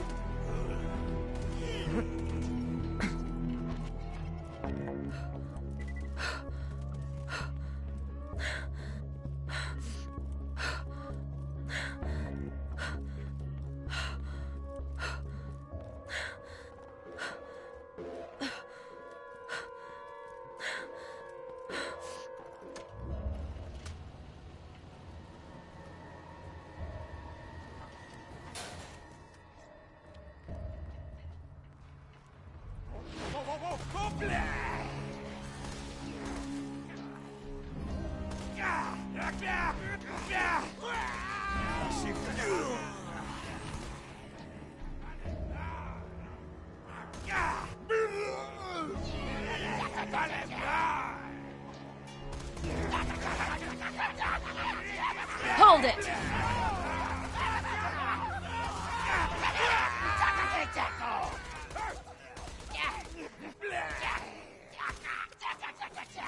Just give up!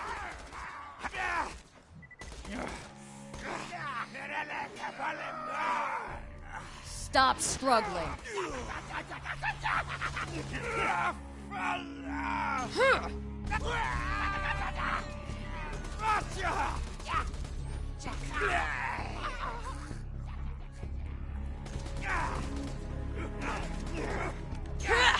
This will hurt. That was enjoyable.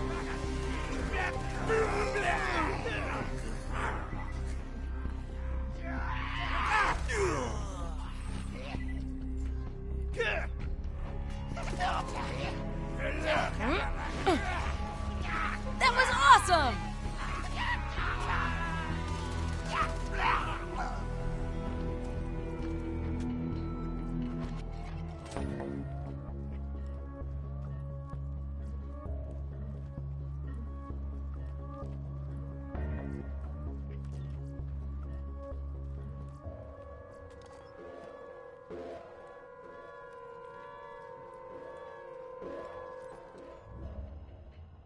Oh, metaphorical Christmas sweater of depression.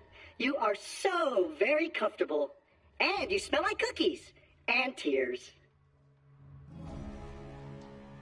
We're gonna wreck this professor guy. Stinky. Stealing other people's catchphrases? Whoa! Hey, I found the peeing skag who made all that trouble for you. He's somewhere out here in the grove. You should find him and take him down.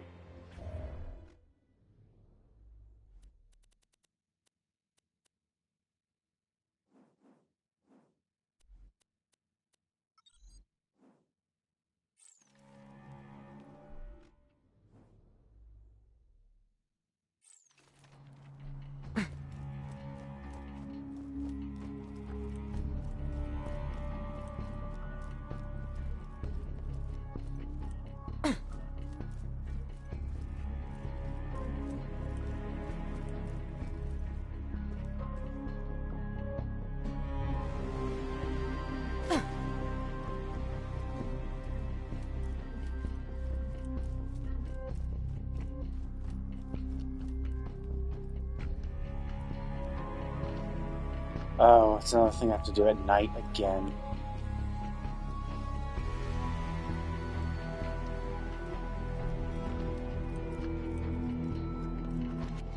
It's a fine day, full of opportunity.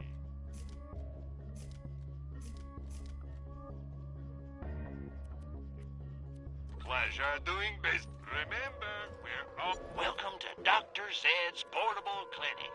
What can I get for you? No, I'll always buy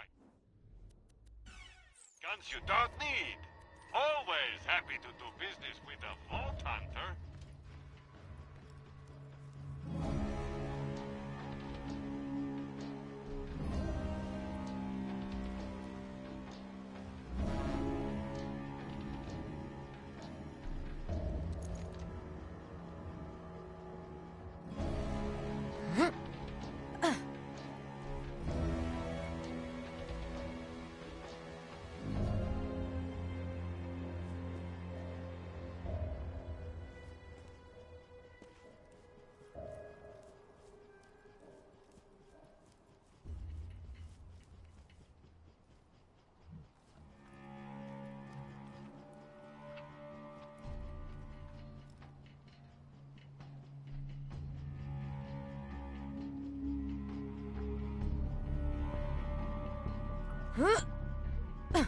Oh, it's getting more light. God damn it! I thought the sun might have been setting.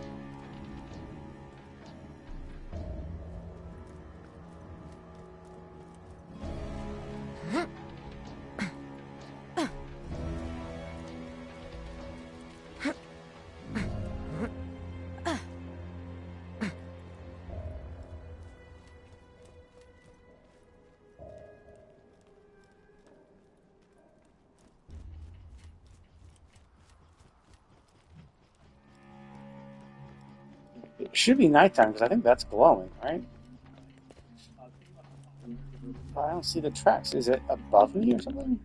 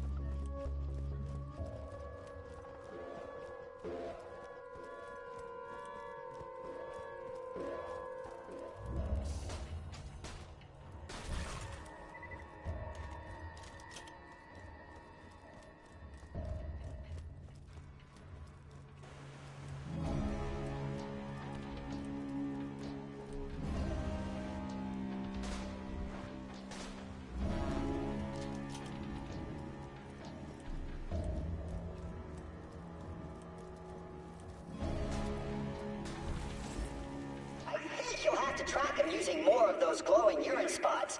Good luck!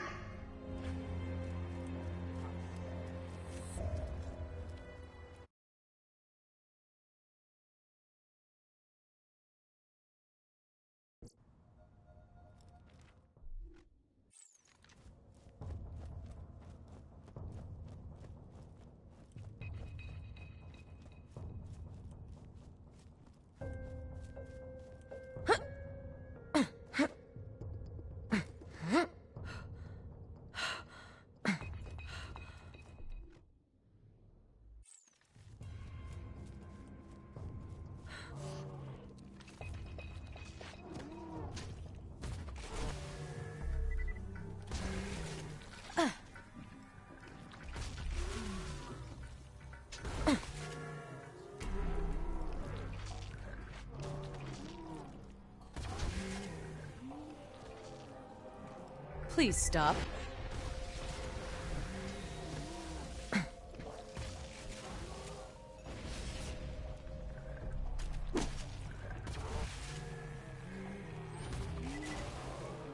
Enough from you.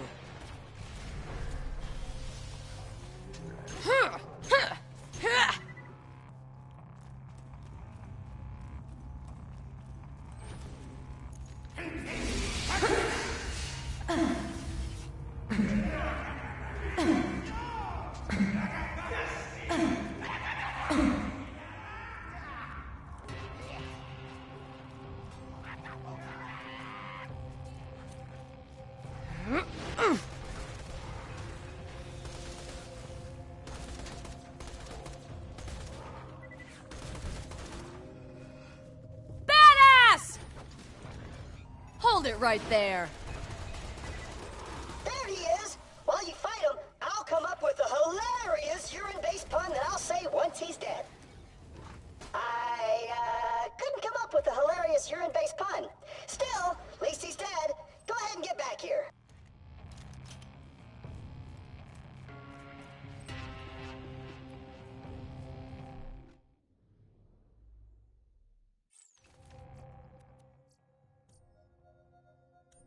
This will be way faster than having to run through the entire thing to get to the other side. The only negative thing is it does reset all the monsters, but it seems like the monster reset is pretty fast, because, like, I'm getting back in there, and it's like, oh yeah, here you go. They're already respawned.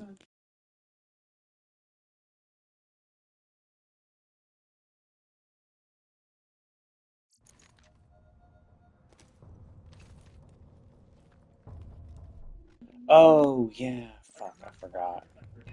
This I thought it takes me to the save points are here, here, or God damn it, okay. Oh wait, no, I gotta go back to Scylla's Grove anyway though. But yeah, I thought it'd take you to the teleport spot, but yeah, I forgot. It also does entrances.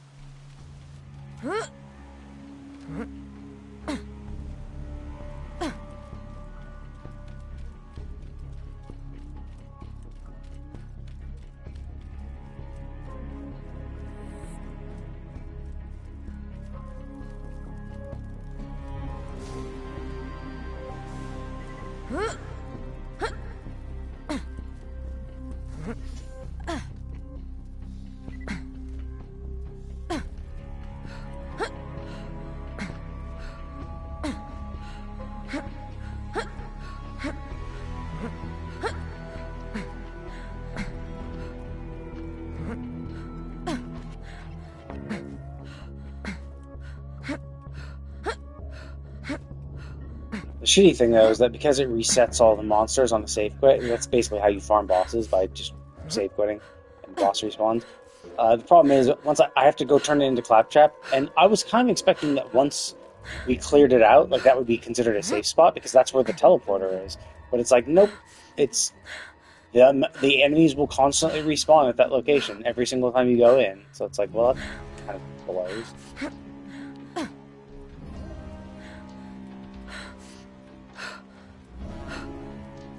High quality, low prices, and no questions asked. I'm sure we'll be doing this again soon enough.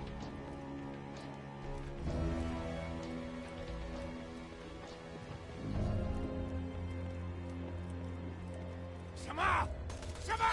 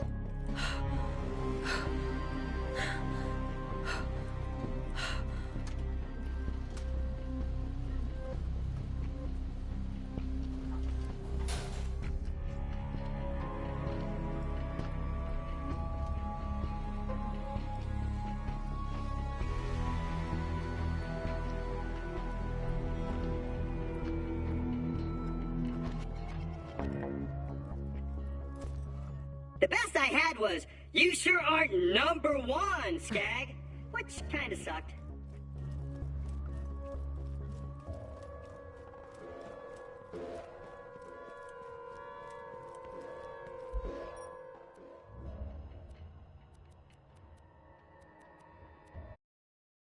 Oh, that's actually surprising. I expected them to respawn. Maybe regular enemy respawn timers are operated on like a system clock or something.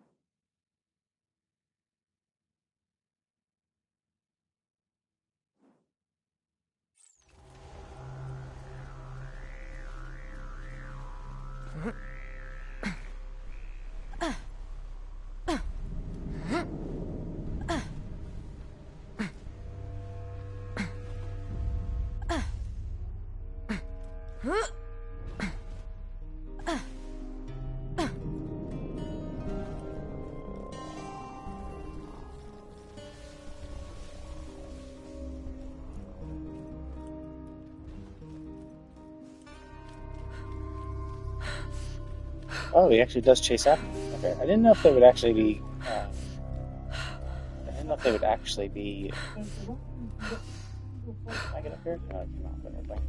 Shit. Wait, that's a two-legged one?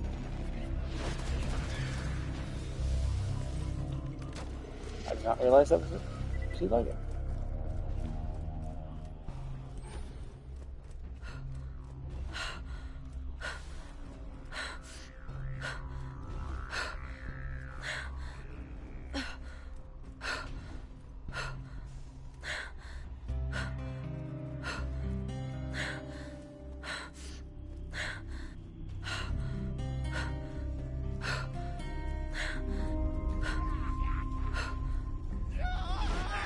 That was awesome!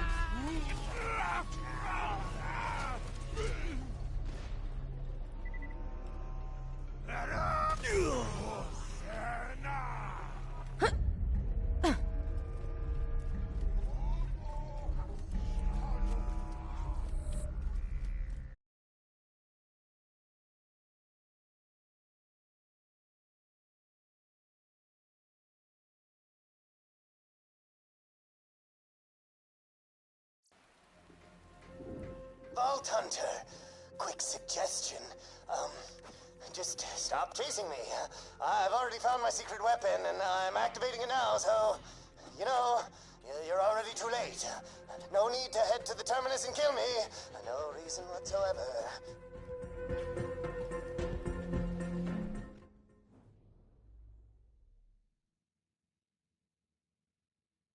Oh wow, that's a decent distance away.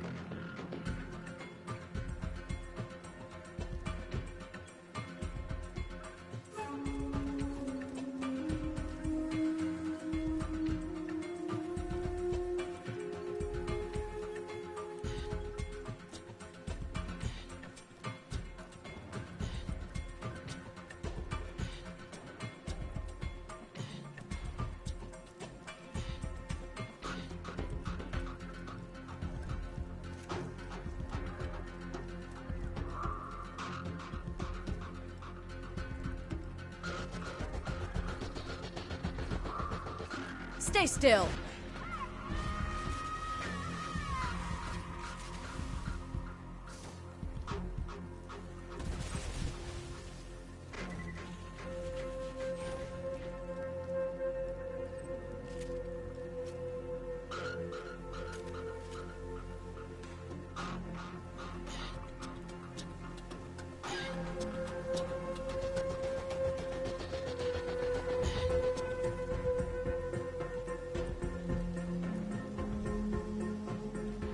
Hold it right there.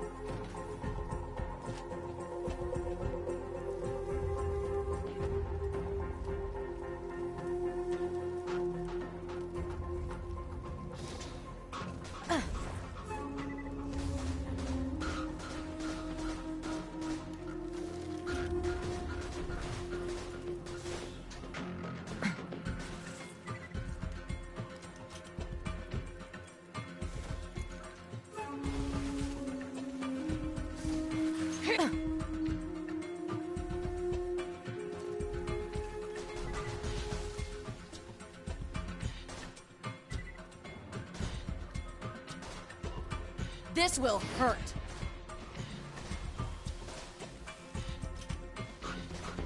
You are powerless.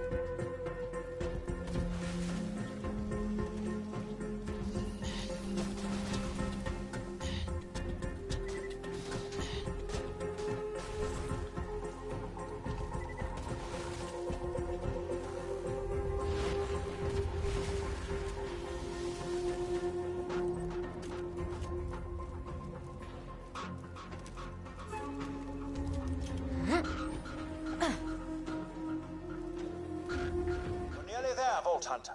You must find the Professor and wipe him out before he unleashes his secret weapon. Quite ironic in a sense. We came here to hunt creatures and now you're tracking the most dangerous game of all. Man, it's the most dangerous game, Minion. Just FYI. Nice going. Hey, while I've got you here, have you considered not killing all my bandit brothers? I mean, just letting us murder you and steal your stuff. Mull it over.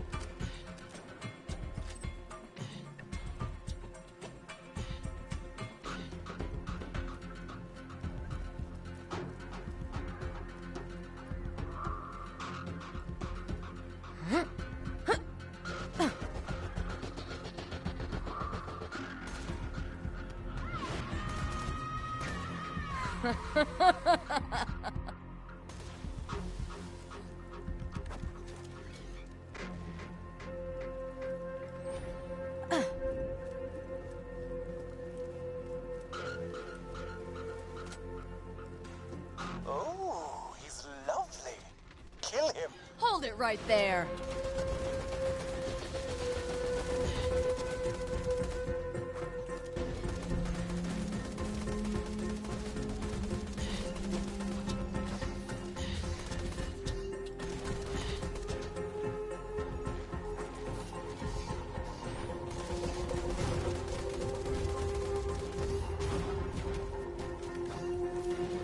Freeze!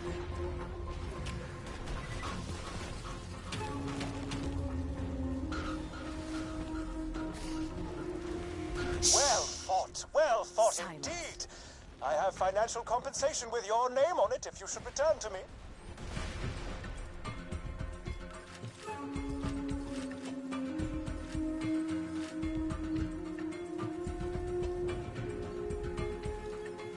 Whoa.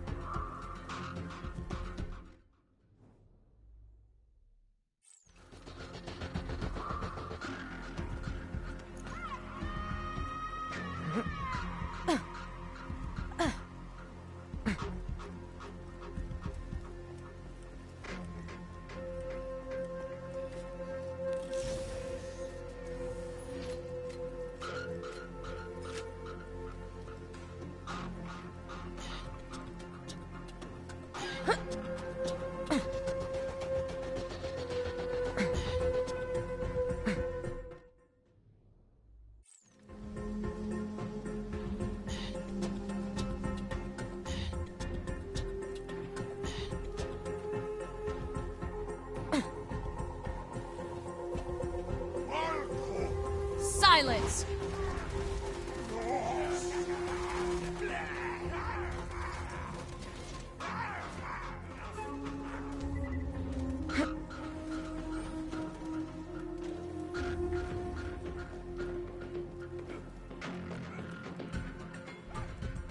Crap, you're still coming for me? Okay, Quiet! where's the elites? And stay down.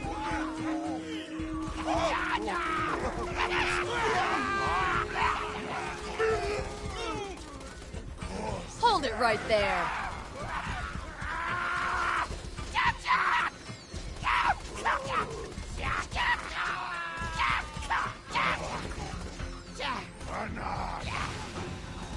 Gotcha! Bedtime!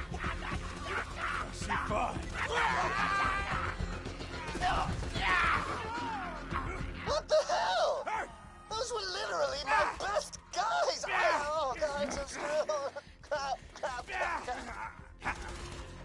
Freeze!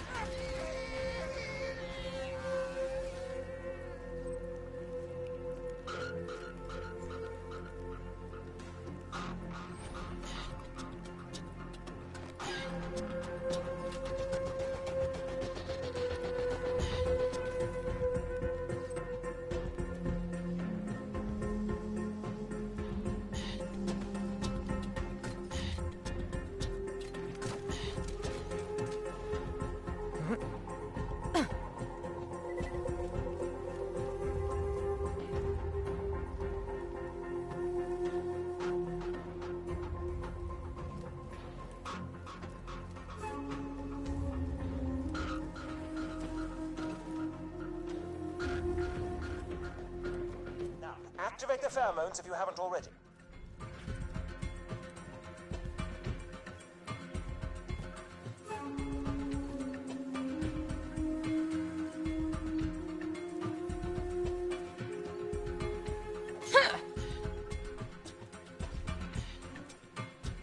These. Quickly, take him out! Badass! Look out! This will hurt. Pretty cool. Well done! That's one more trophy for the wall!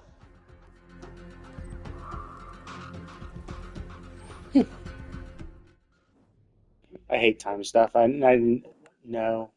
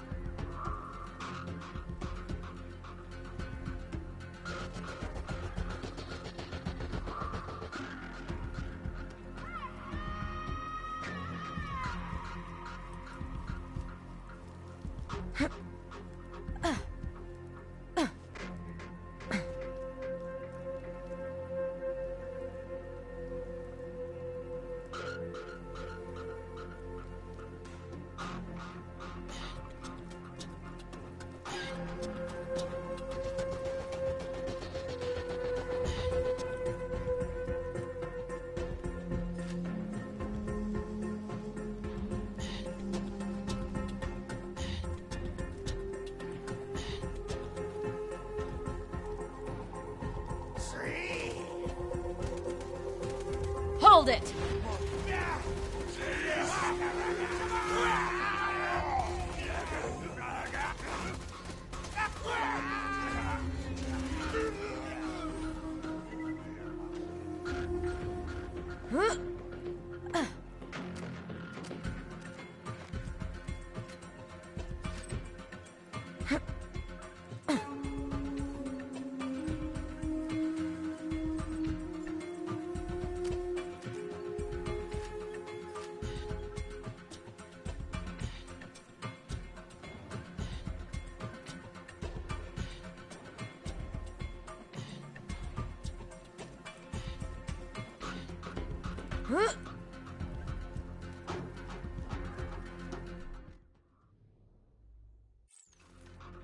Silence!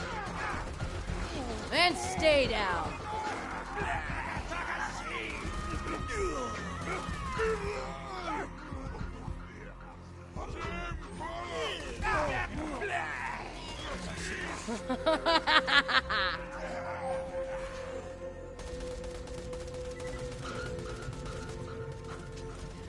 Shut up!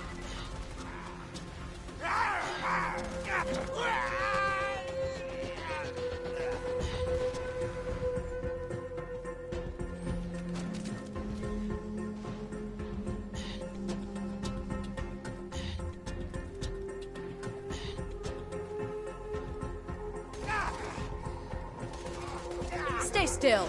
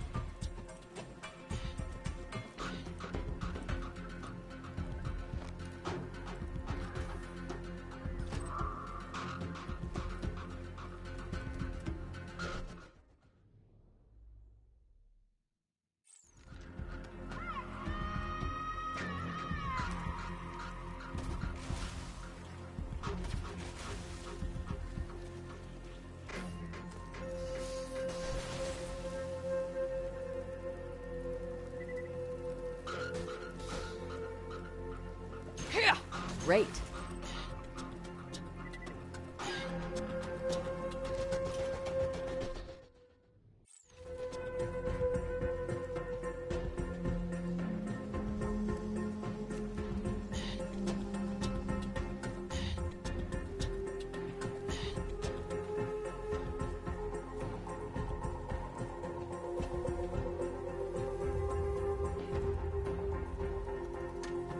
Oh, this is where the Invincible. This is where Voracious the Invincible is going to be. A fantastic day for capitalism. Look alive out there.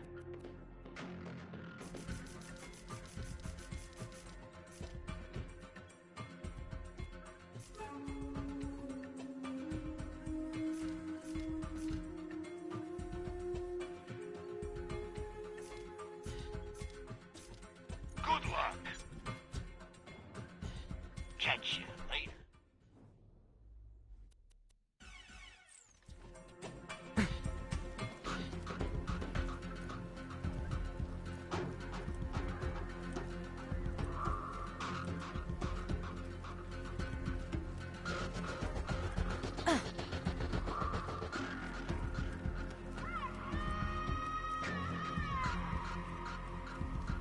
Shilasaka!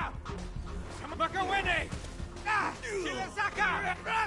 Makawene! My training's paying off!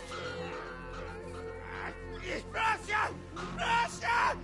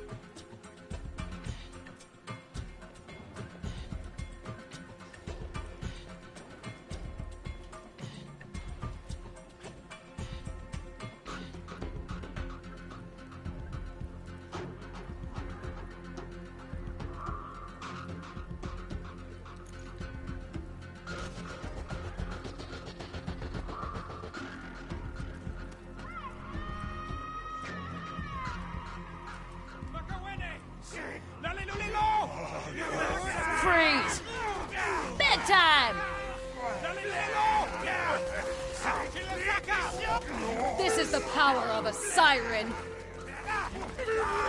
Stay put. Ha!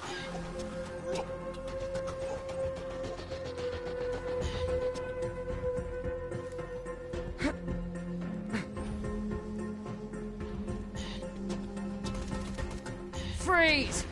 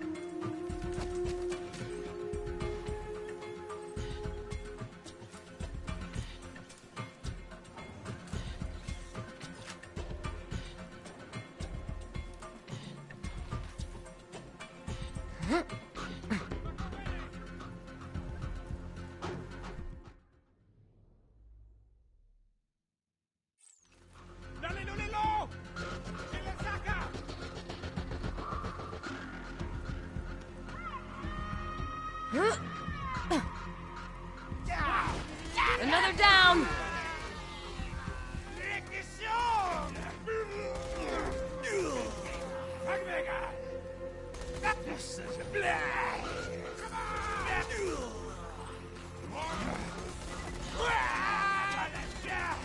This is the power of a siren!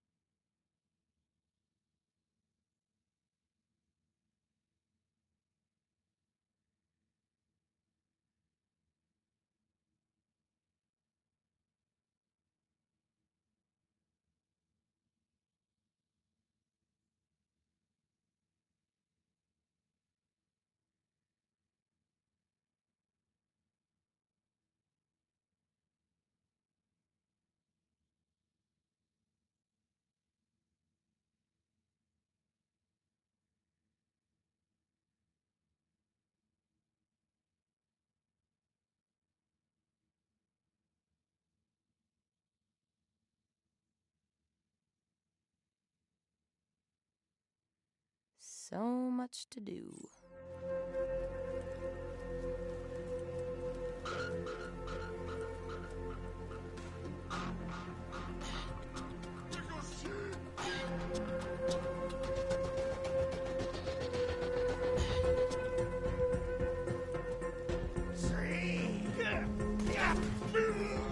Stop struggling.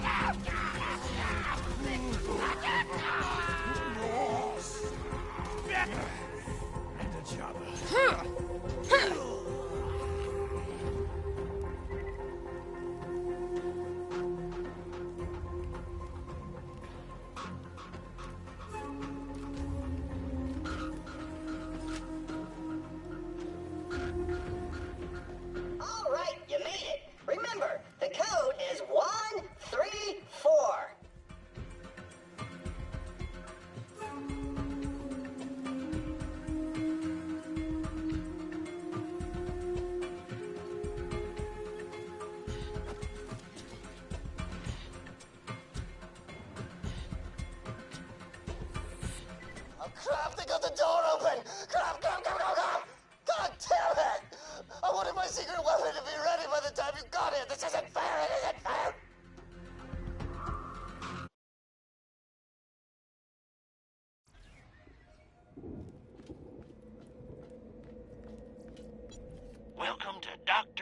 Planet's portable clinic. What can I get for you?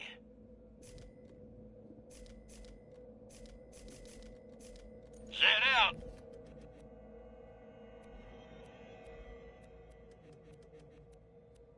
Caveat emptor. Don't have to.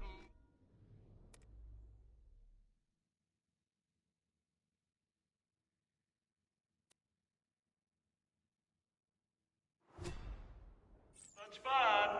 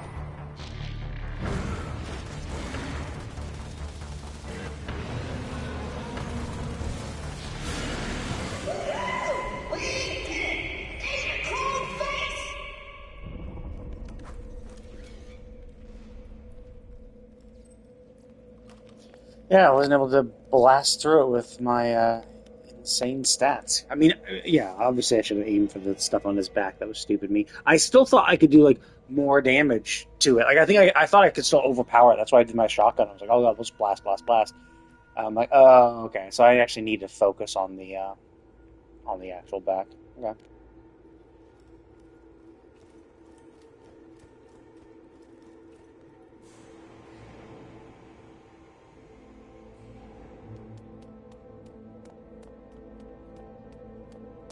Okay, I'm totally terrified right now, but I think I've still got a chance to stop you, Vault Hunter.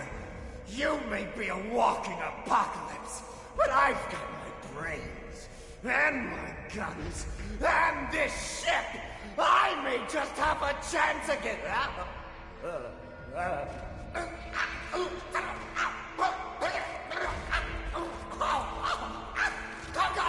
Exemplary, Vault Hunter!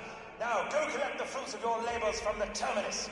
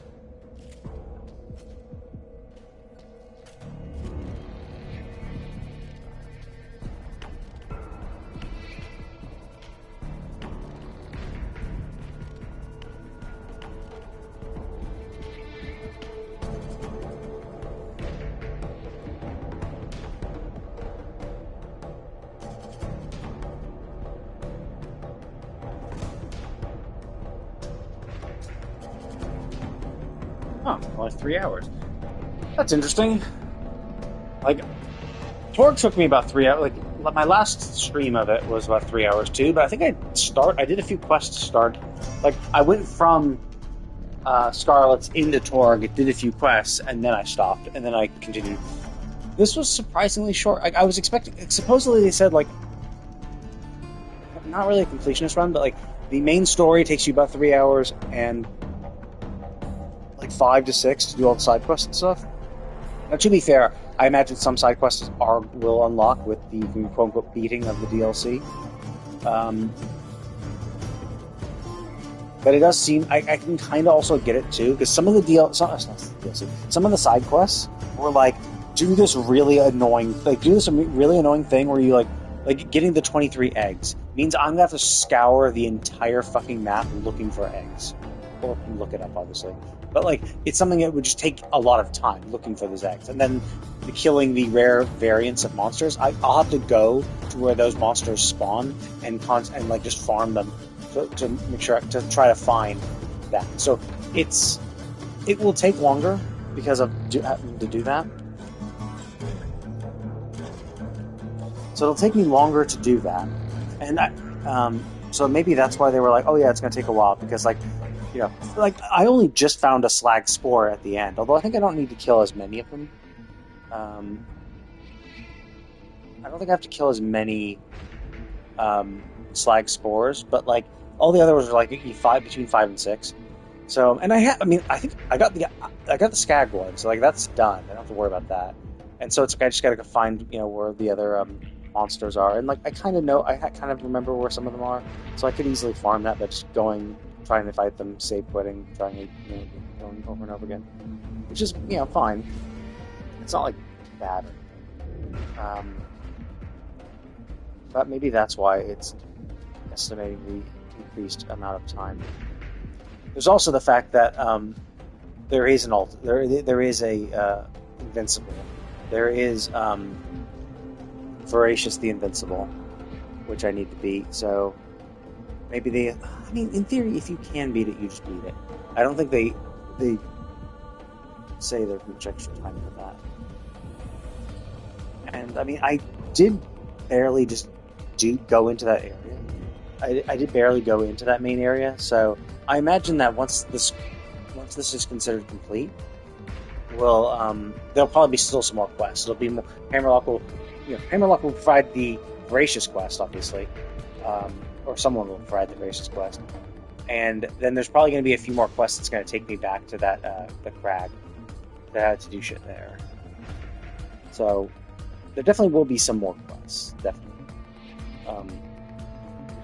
Yeah, I guess if I take an extra, like, 45 minutes to do any pop-up quest. I don't think I'm going to try for Voracious. I think I'll attack it once to see how doable it is, because, like, I was having a rough time on other ones, and I was, like, much higher. I was over leveled for them, and, like, fighting monsters in this DLC has been actually pretty tough. Like, I had a much easier time in Torgs, which is, like, crazy, because I went and got some, like, level 40 weapons, and it seems like they're just doing less damage. Although I do think it does suck that the enemies have the shield, and I'm pretty sure it seems like if I hit them on if I hit a shielded part, if I hit the shield instead of them, I don't do any damage. And I think that's why it's taking longer to kill them, is because a lot of my shots are just being completely absorbed by the shield and doing literally no damage. So we'll see. I'll still give Voracious a shot. Like, I kind of don't want to, because, like, it's going to take 8 Iridium, and I know it's going to be, like, a tough fight. Because, like, it's designed to kind of, like, fuck you up, and it's designed it's designed under the assumption, like, it is an endgame thing, where you're going to have, like, endgame builds, endgame gear, and it's usually, a lot of it is designed for, like, around sustain. Where it's like, oh, do you have methods of sustain? Do you have methods of getting your health back? Like, I was even looking up a guide for how to beat it, and they were like, yeah, it does a fuckload of damage. It'd be a good idea for you to get the Grog Nozzle or another gun that can give you health back, like, with the damage it does. So, to act as a method of regeneration. Now, I am higher level than I need to be, but not that much higher. Like, before I was doing it, like, I was doing level 30 Invincible's at like 40, so it's like, okay, I have some extra damage reduction. I'm actually a little surprised that that Hammerlock is insane as well. I thought that was going to turn on. Okay, well, let me just go to the bathroom real quick. I'll be right back.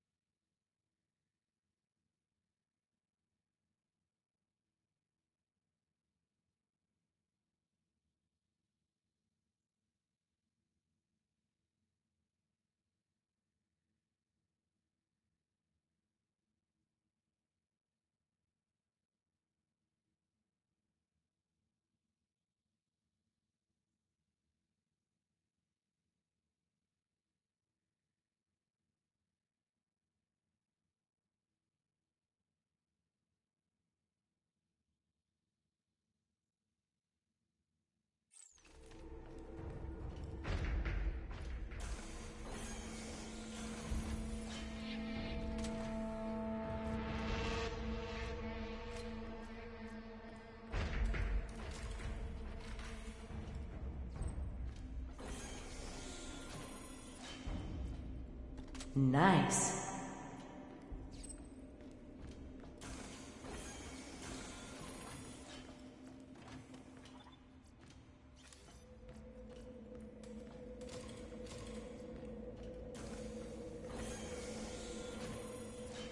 That is beautiful.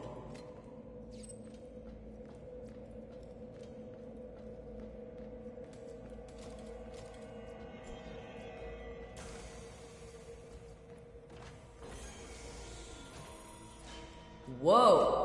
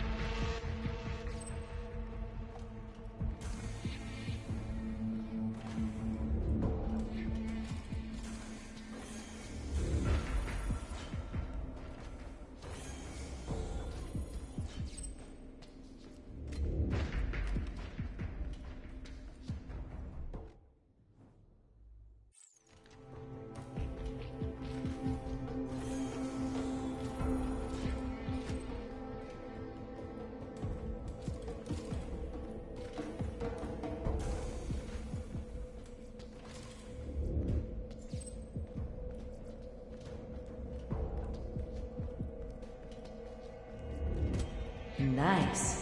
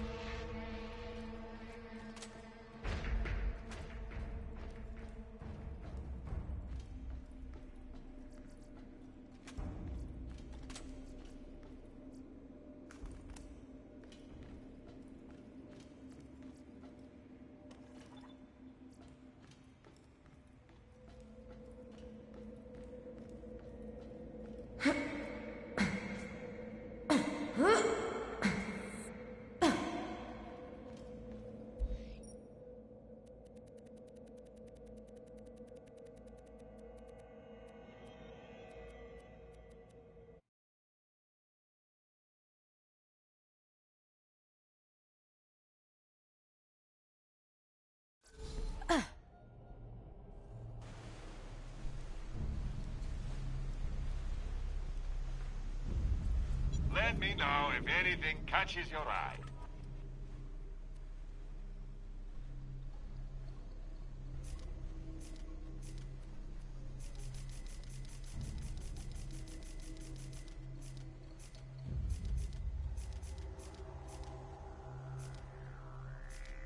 Tell your friends, Marcus Munitions.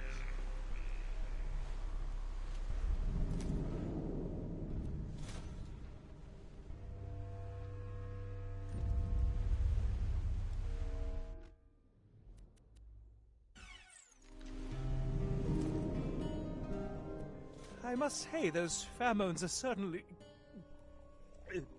pungent. Here you are.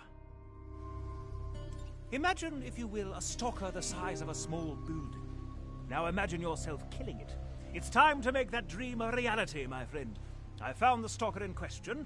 I recommend grabbing some friends and taking him out.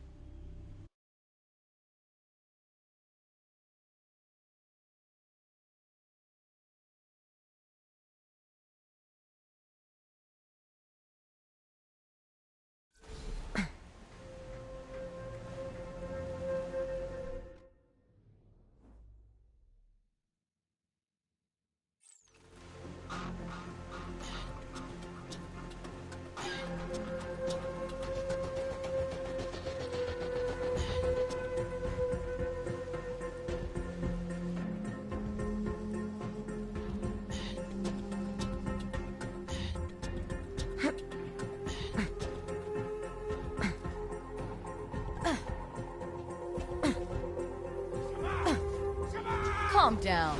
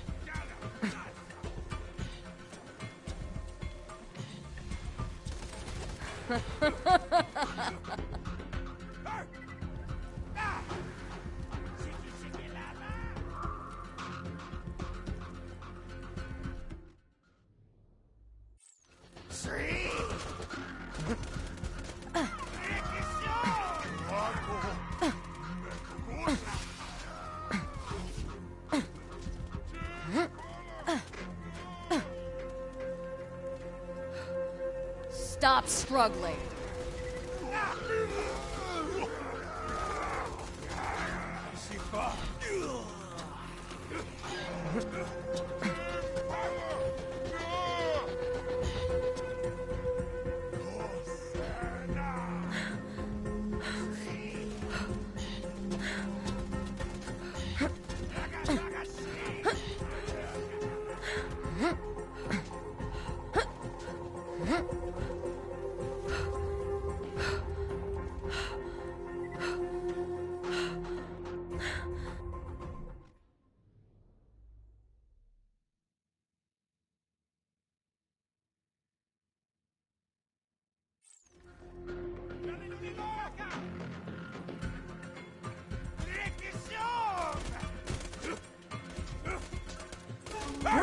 Freeze!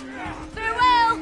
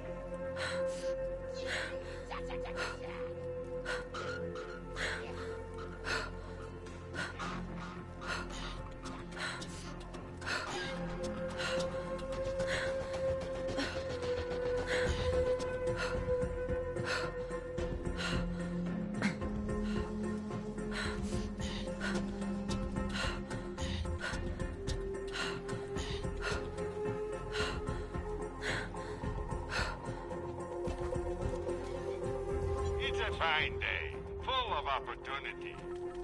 You're my millionth customer. Don't let it go to your head. 2 words, my friend.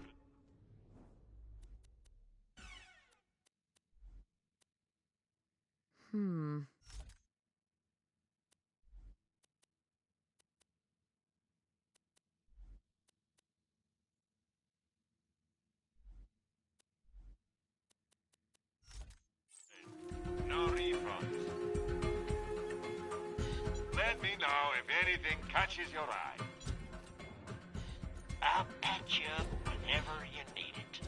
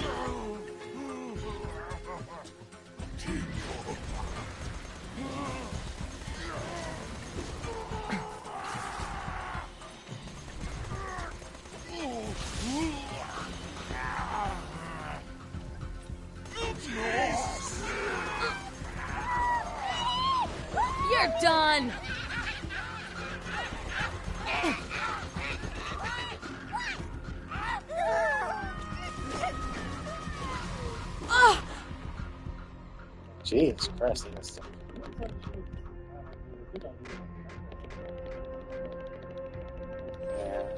yeah. Okay, I'm dead. Whatever.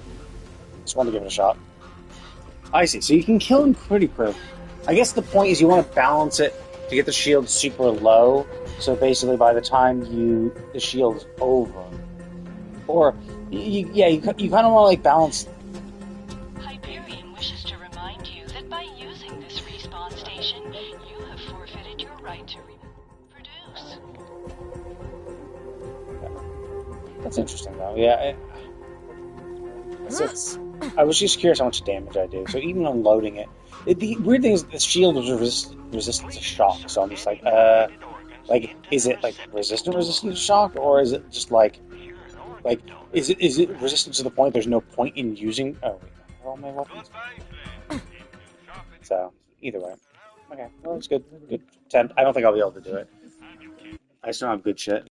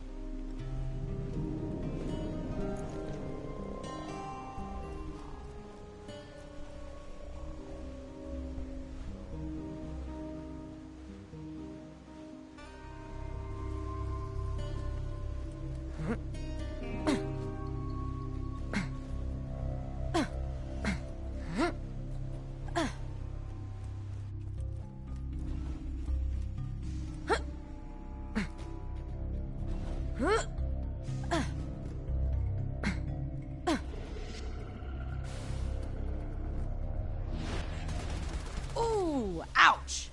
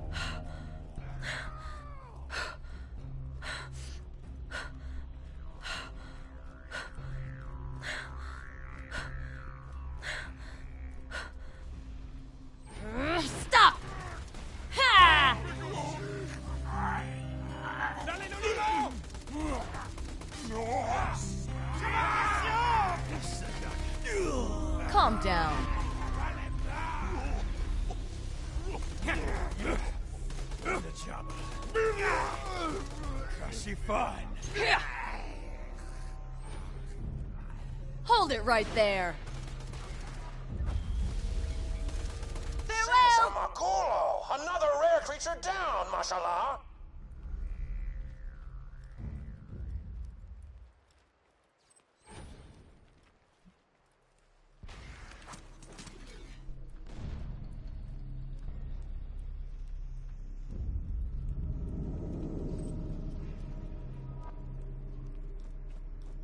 Huh? Huh? Huh?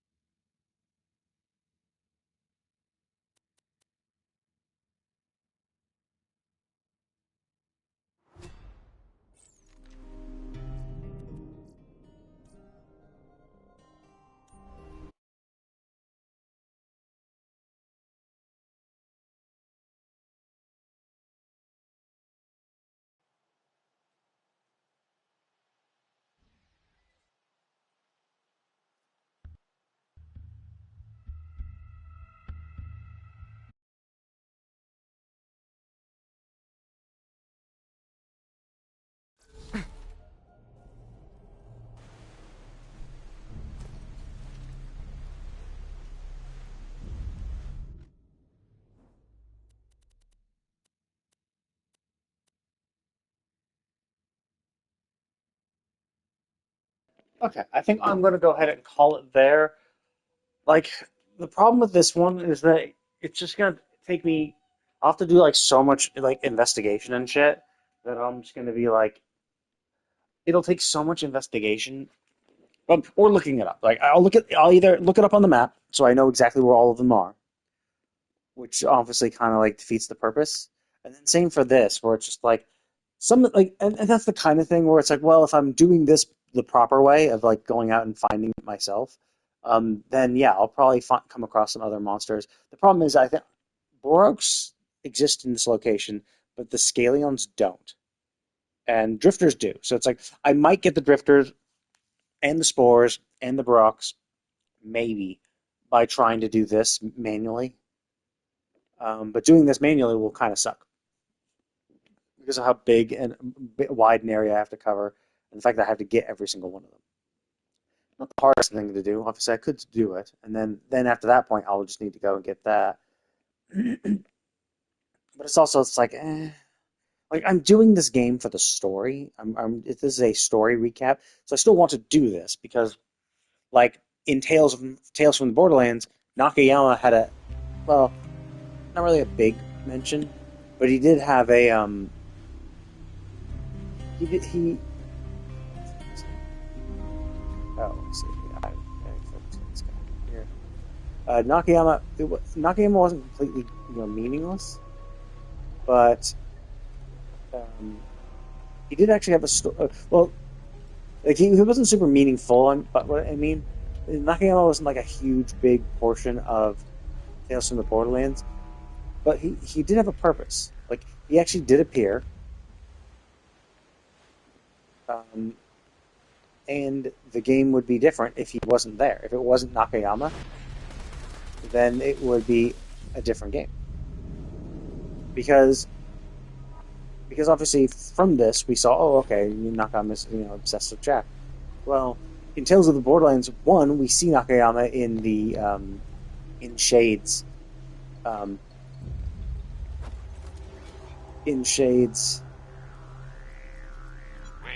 Museum of House of Curiosities. So it's like, one, it's a nice little cool little reference. It's like, oh, cool, you're referencing Shade, nice. So that was cool. 2 words, my friend. No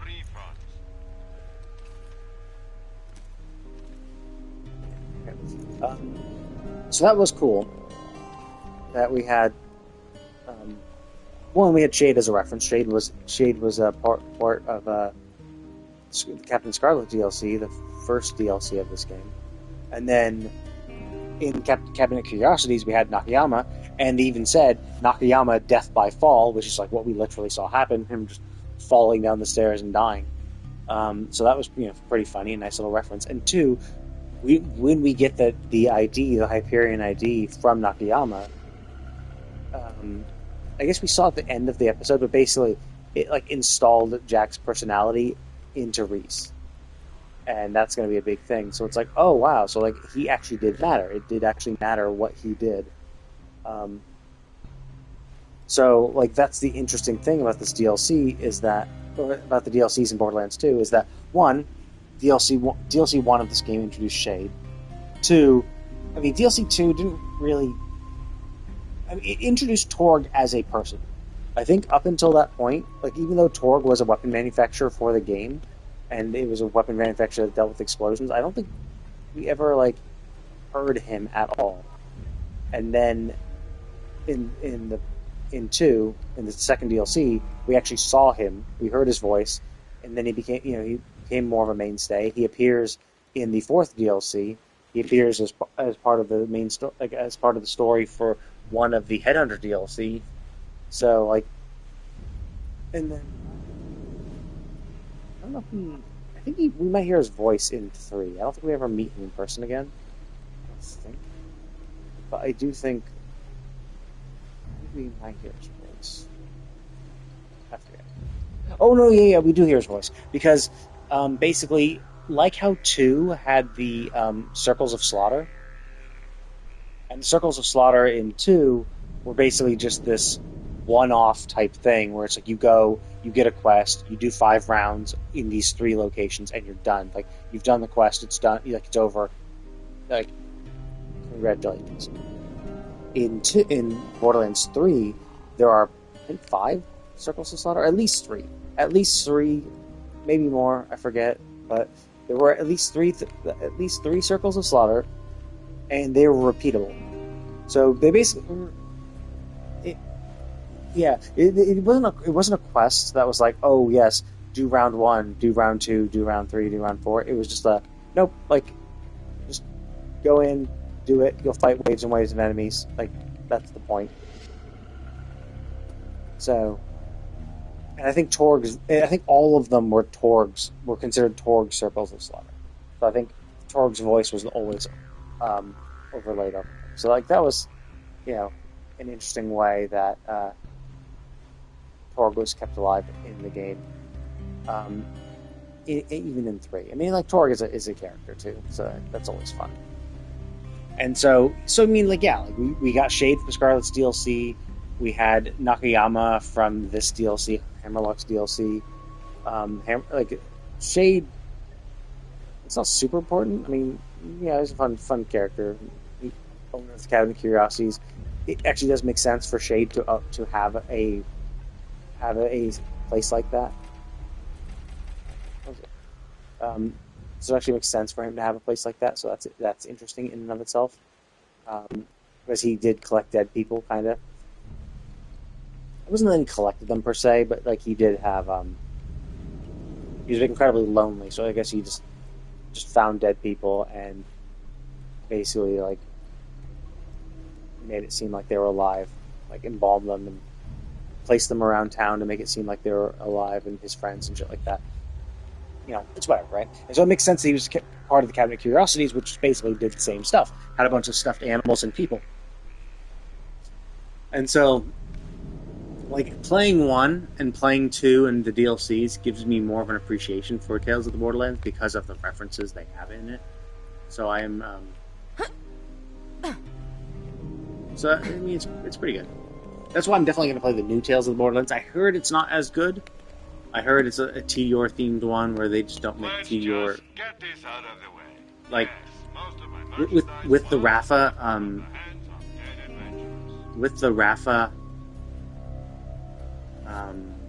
promotional video and stuff, there was like, there was this asshole Tediore guy, and it was like, oh cool, like Tediore as a villain.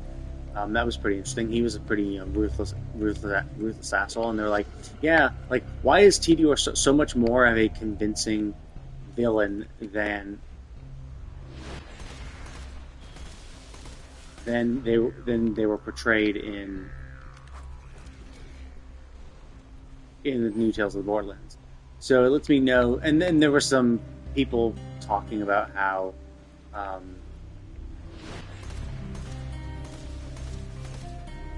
there are people talking about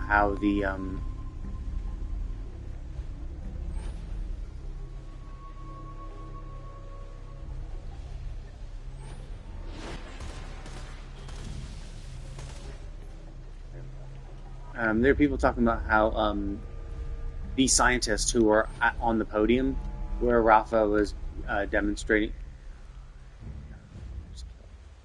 There were some scientists that were on the podium where Rafa was being presented as the next Tediore product. They were saying, "Oh, were those the scientists from the new Tales of the Borderlands?" So it generally seems that it wasn't super well received. And there's also a big plot, a big spoiler that happens in Tales of the Borderlands.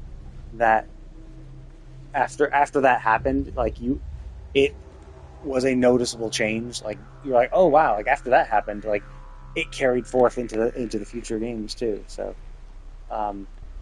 so that was kind of interesting. But like, yeah, they do have these things matter. So because new Tales of the Borderlands came out after 3. I'm pretty sure it came out after.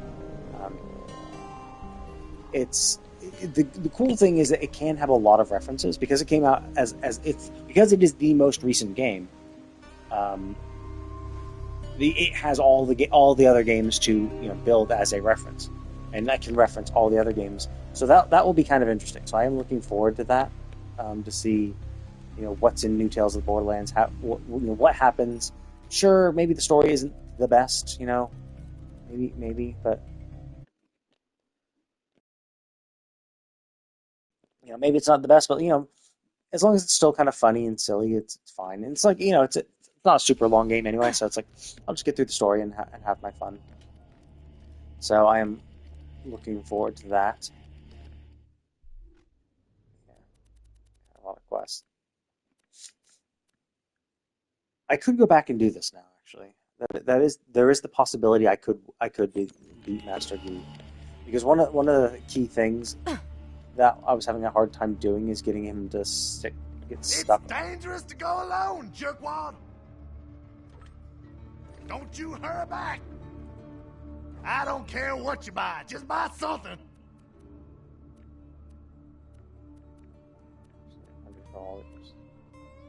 Oh, I could have bought more grenades. Shit. Anyway. Anybody ask? You found that. Okay. You know where to find me. So basically, anyway, I'm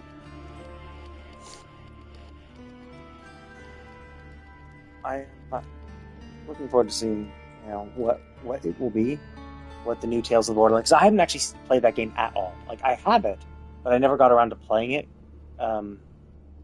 And now that I'm just doing a Borderlands franchise run, it's like, well, obviously it makes sense I'm going to do that. So the order will be, so tomorrow, honestly, I could probably start Tiny Tina's now, but I'm not going to. I'm getting kind of a little bit of a headache, so I'm just going to stop here. So what I'm going to do is tomorrow I'm going to do Tiny Tina's one. I'm pretty sure Tiny Tina's will take longer, because I remember that one had, like, it seemed like there was a lot of, the story is really interesting, and it seems like there's a lot of bosses that provide their own unique loot, so I'm, like, I don't know, Hammerlock's one was pretty, I mean, I guess technically some of the quests were, like, do a hunt, right? So maybe that's why they thought, well, we don't need to do extra bosses, because, like, it was the gorilla boss, it was, like, the gorilla clone, and the gorilla scaleon, and much it. Like, I think it was the only actual kind of like bosses that we had, and even then, like, only the Bullymong clone actually had like a splash screen for, like, that's normal of bosses. So I know Tiny Tina is definitely the best received DLC, maybe of the entire Borderlands franchise. So much so that it became Tiny Tina's Wonderland, that they made a Tiny Tina's Wonderland based on the general concept of it. So I am looking forward to playing it again, just refreshing my memory and all that shit. I mean, I know it's not going to be, like, super important, because, like, obviously the entire thing is just a mock D&D campaign, so everything that happens within the story doesn't really matter per se. Like, they might grow as people, and that's good, might be good as a story, but, like, when it comes down to, like, references and stuff, I mean, there were some references. Like, even when I was doing Torg's Headhunter DLC to defeat the big turkey, his grandmother did mention that Torg was invited, and she was happy that Torg was invited for that D&D session. So, like, they did reference it once, but, like, it's very unlikely that any Borderlands will ever really mention, oh yeah, we used to play D&D, or Bunkers and Badasses, So, it's, while it might be a fun thing to do, I think story-wise, we're not going to get that much, like, in terms of references and stuff like that. But it's very much like how Krieg's Clusterfuck, or Fustercluck, I think it's called, in the last DLC of Borderlands 3, is essentially, like, not going to really resolve anything. I feel like they were trying to do with that what Bunkers and Badasses was for 2, which is unfortunate, because while it was kind of interesting, it just wasn't as good, because, like, the whole issue is just how each character deals with death.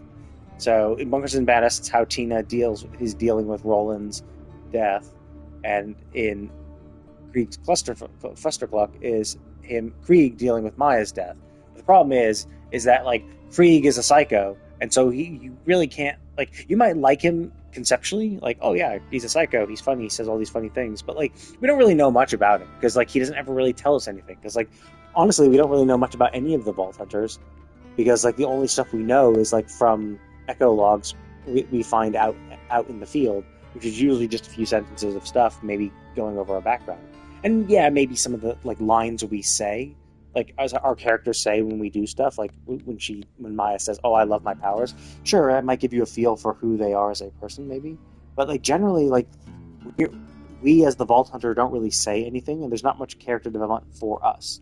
We only really learn about, like, people after they're no longer Vault Hunters. So we learn more about Maya in 3, because she was in 3, but she's not a playable character, so we got to interact with her. But like the problem is Maya went out. Maya went out like such a bitch because she was just like offhandedly murdered for some stupid reason to protect Ava, which no one really liked, and she just died instantly. And you're just like, oh, well, fuck, that sucks. And so it was like Krieg dealing with that, and it's like it was a nice little heartwarming thing at the end of Krieg's DLC. But like, if you hadn't played 2, and even if you had, like, well, basically, even if you had played 2 and you played Krieg, and you're like, oh, cool, well, Krieg's like stuff is fun, and his playstyle is fun, and he says a lot of crazy shit, funny things, and his skill tree is full of all these crazy, funny things. Even if it was all that, it didn't really matter because like there's still not much like actual like character progression. We didn't really learn much about him, and in 3, he just never appeared ever. Like, we just never heard of him at all in the main story or in any of the DLC until that point.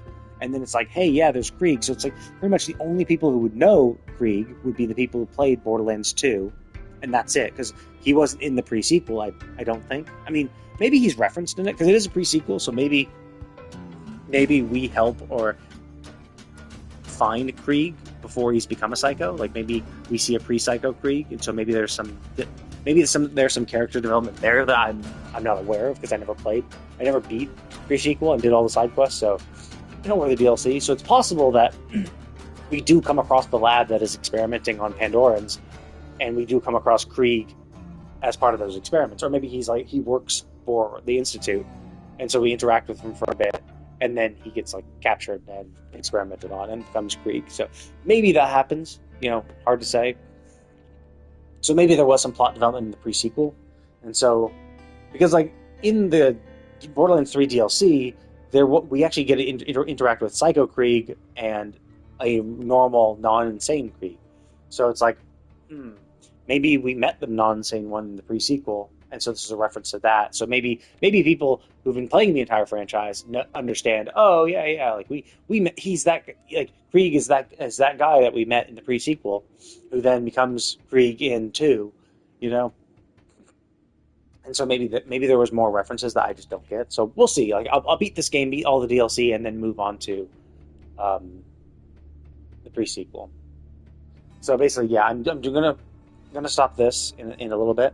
I finished my little rant, and then I'll go into and start playing episode 2 of Tales from the Borderlands, because I'm getting actually pretty close to finishing this. Kinda.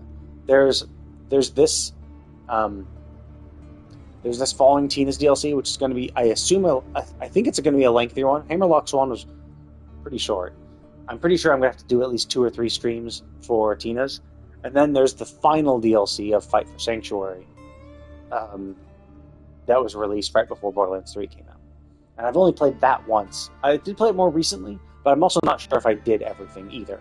I know I think I did the main story, but I'm not sure. So, either way. So it's just basically these 2 DLC and I'm done. And like these 2 DLC, and then, basically I could go back and like do all these, but like I could just say, fuck it, I'm just going to start. I could go into just True Alternate mode, right? And level up to 50, and then I could do these in theory, but I won't, because like True Alternate mode is just basically just doing the exact same shit I've done before, which is fine when you're like one on max level and have nothing else to do. Sure, but like for me, I'm doing this for the story, and it's not going to give me a new story. It's just going to be the same thing over again. So I don't really need to be max level. Like I'm good enough, and maybe at some later point I might think, fuck it, I'll go back and play 2 and go True Vault Under mode quickly into Ultra Vault Under mode and like max out Maya just to see how powerful she can become and shit like that. Maybe I doubt it, because honestly, I like how 3 plays. Like people might criticize 3 for its main story, and there definitely are some cringe elements. I do think the Calypso twins could be done better. Honestly, Troy should have killed Tyreen. When we fought him, like we should have beaten him, and then what should have happened is he should have been a loot explosion, and then what he should have done is he should have extracted the remaining power of Tyreen to bring himself back and kill her, because Troy was always the more ruthless one, and she was always the more flippant one. She was kind of like the more crazy one, but he was the more cunning and ruthless one. And like when we killed Troy, it's just like, okay, like, and Tyreen just goes off and does her normal stuff, and it's not like, it's whatever. Like, it's like I don't know, like, because like from what we saw, it was like he was always the underdog. He was the leech, right? Like, it was always Tyreen had all the power, and that's kind of why it went to her head, and so that's why when Troy, when Troy got Maya's power, because he absorbed her, he was the one who killed her, and he got her power. He was like, he's then starting to get into his own head, and in fact, that's how he was absorbing Tyreen's power. And so Tyreen was just getting like, oh shit, I'm getting drained. Like, you're killing me, dude. Stop it. And they're just like, I think it just would have been a more interesting story. And if Ava was dead, like, honestly, Ava was just a mistake. Like, I don't know. Like, the problem with Ava, especially, is basically you had the Calypso twins as this like millennial humor type shit. And then you had Ava, who was also like a millennial type thing, where it's like, yeah, you just had this whiny, annoying kid that was always around, combined with some whiny, annoying bosses, or because like just insane, these insane millennial boss, like, evil antagonists. Which obviously you have a hard act to follow. Like, Jack was just so fucking insane. I'll never forget what the head monk told me before I left the abbey. Child, you have so much left to learn, he said. I imagine he would have continued speaking had I not pulled the trigger. Yeah, so you learn a little bit about Maya and the Volkers based on this, but yeah, it was just like you had these like there was this very YouTube streamer brain type thing where it's like, oh yeah, it's like follow, subscribe type thing, except you're like the main antagonist, whereas like Jack was just fucking insane, right? Like obviously, yeah, he seemed like an asshole, and he was like, oh, okay. But then, like, doing these and doing some of the quests, you're just like, wow, he was like a complete piece of shit. Like, he was just like talking about how he was just like murdering people, no problem. He's like enjoying it and laughing about it, So he was like a complete asshole, and so he was a great antagonist because he's just the guy you love to hate, right? But the Calypso twins really just weren't. They were just annoying. They were just like whiny. They seemed like, I mean, it's the kind of thing I don't kind of like in general for like stories overall, where like the villain just gets powers. It's like, oh yeah, I barely put in any effort and now I'm superpowered, right?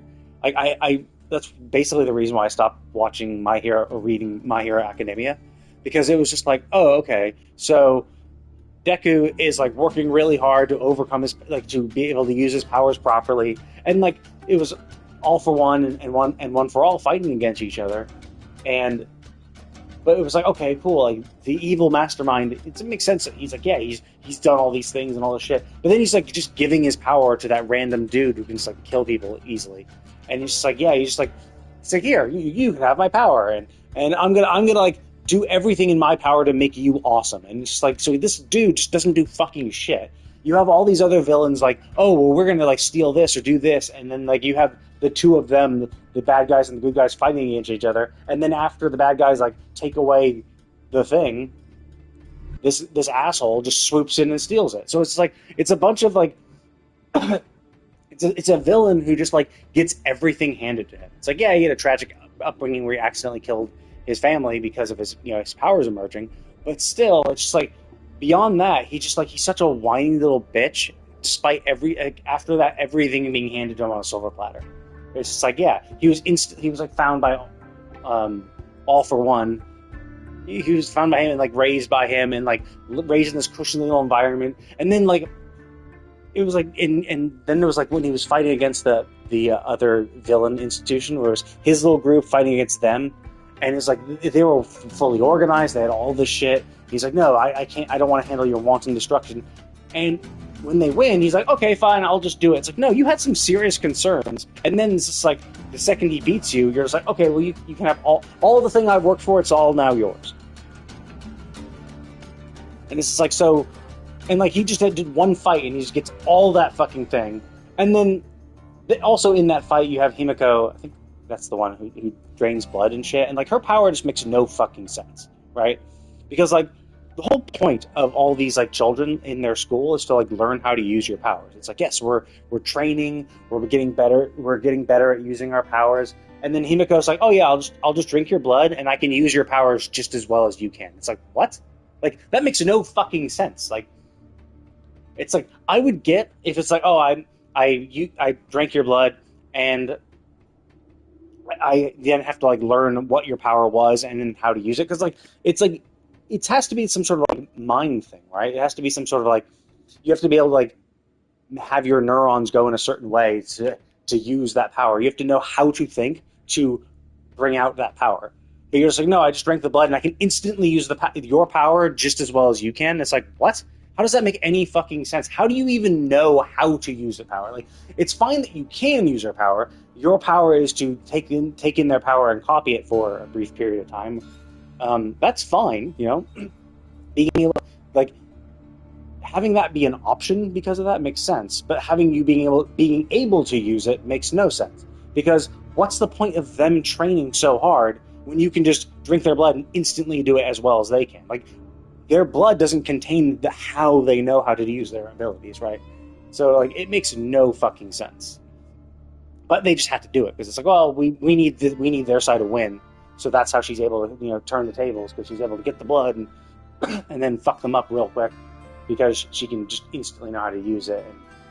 And then basically it was just like, yeah, All for One, like, had this whole, like, machine that was like, I'm going to instill a fuckload of power into this dude so he becomes even more powerful. And so while everyone else is working really hard to like train and do all this shit, the bad guy's just like, yeah, I'm just going to make this bad guy, I'm going to make this other bad guy who's basically done no real work in his life, is getting everything handed on a silver platter. I'm just going to make him even stronger for no reason other than fucking why not. And it's just like, dude, are you fucking kidding me? Like, it's just like, there's no actual character progression. There's no just like, nope, it's a bad guy becoming bad. Like, I don't like how, like, sometimes you get the good guys coming into the bad guy and the bad guy just like beats the shit out of them because they were like super prepared, you know. And it's like understandable, because like, yes, the bad guy might have been prepping for, you know, 10 years, so it's understandable why that would happen. You know, it does suck when the good guy that you like loses because of that, but at least it's understandable. It's not like he just, you know,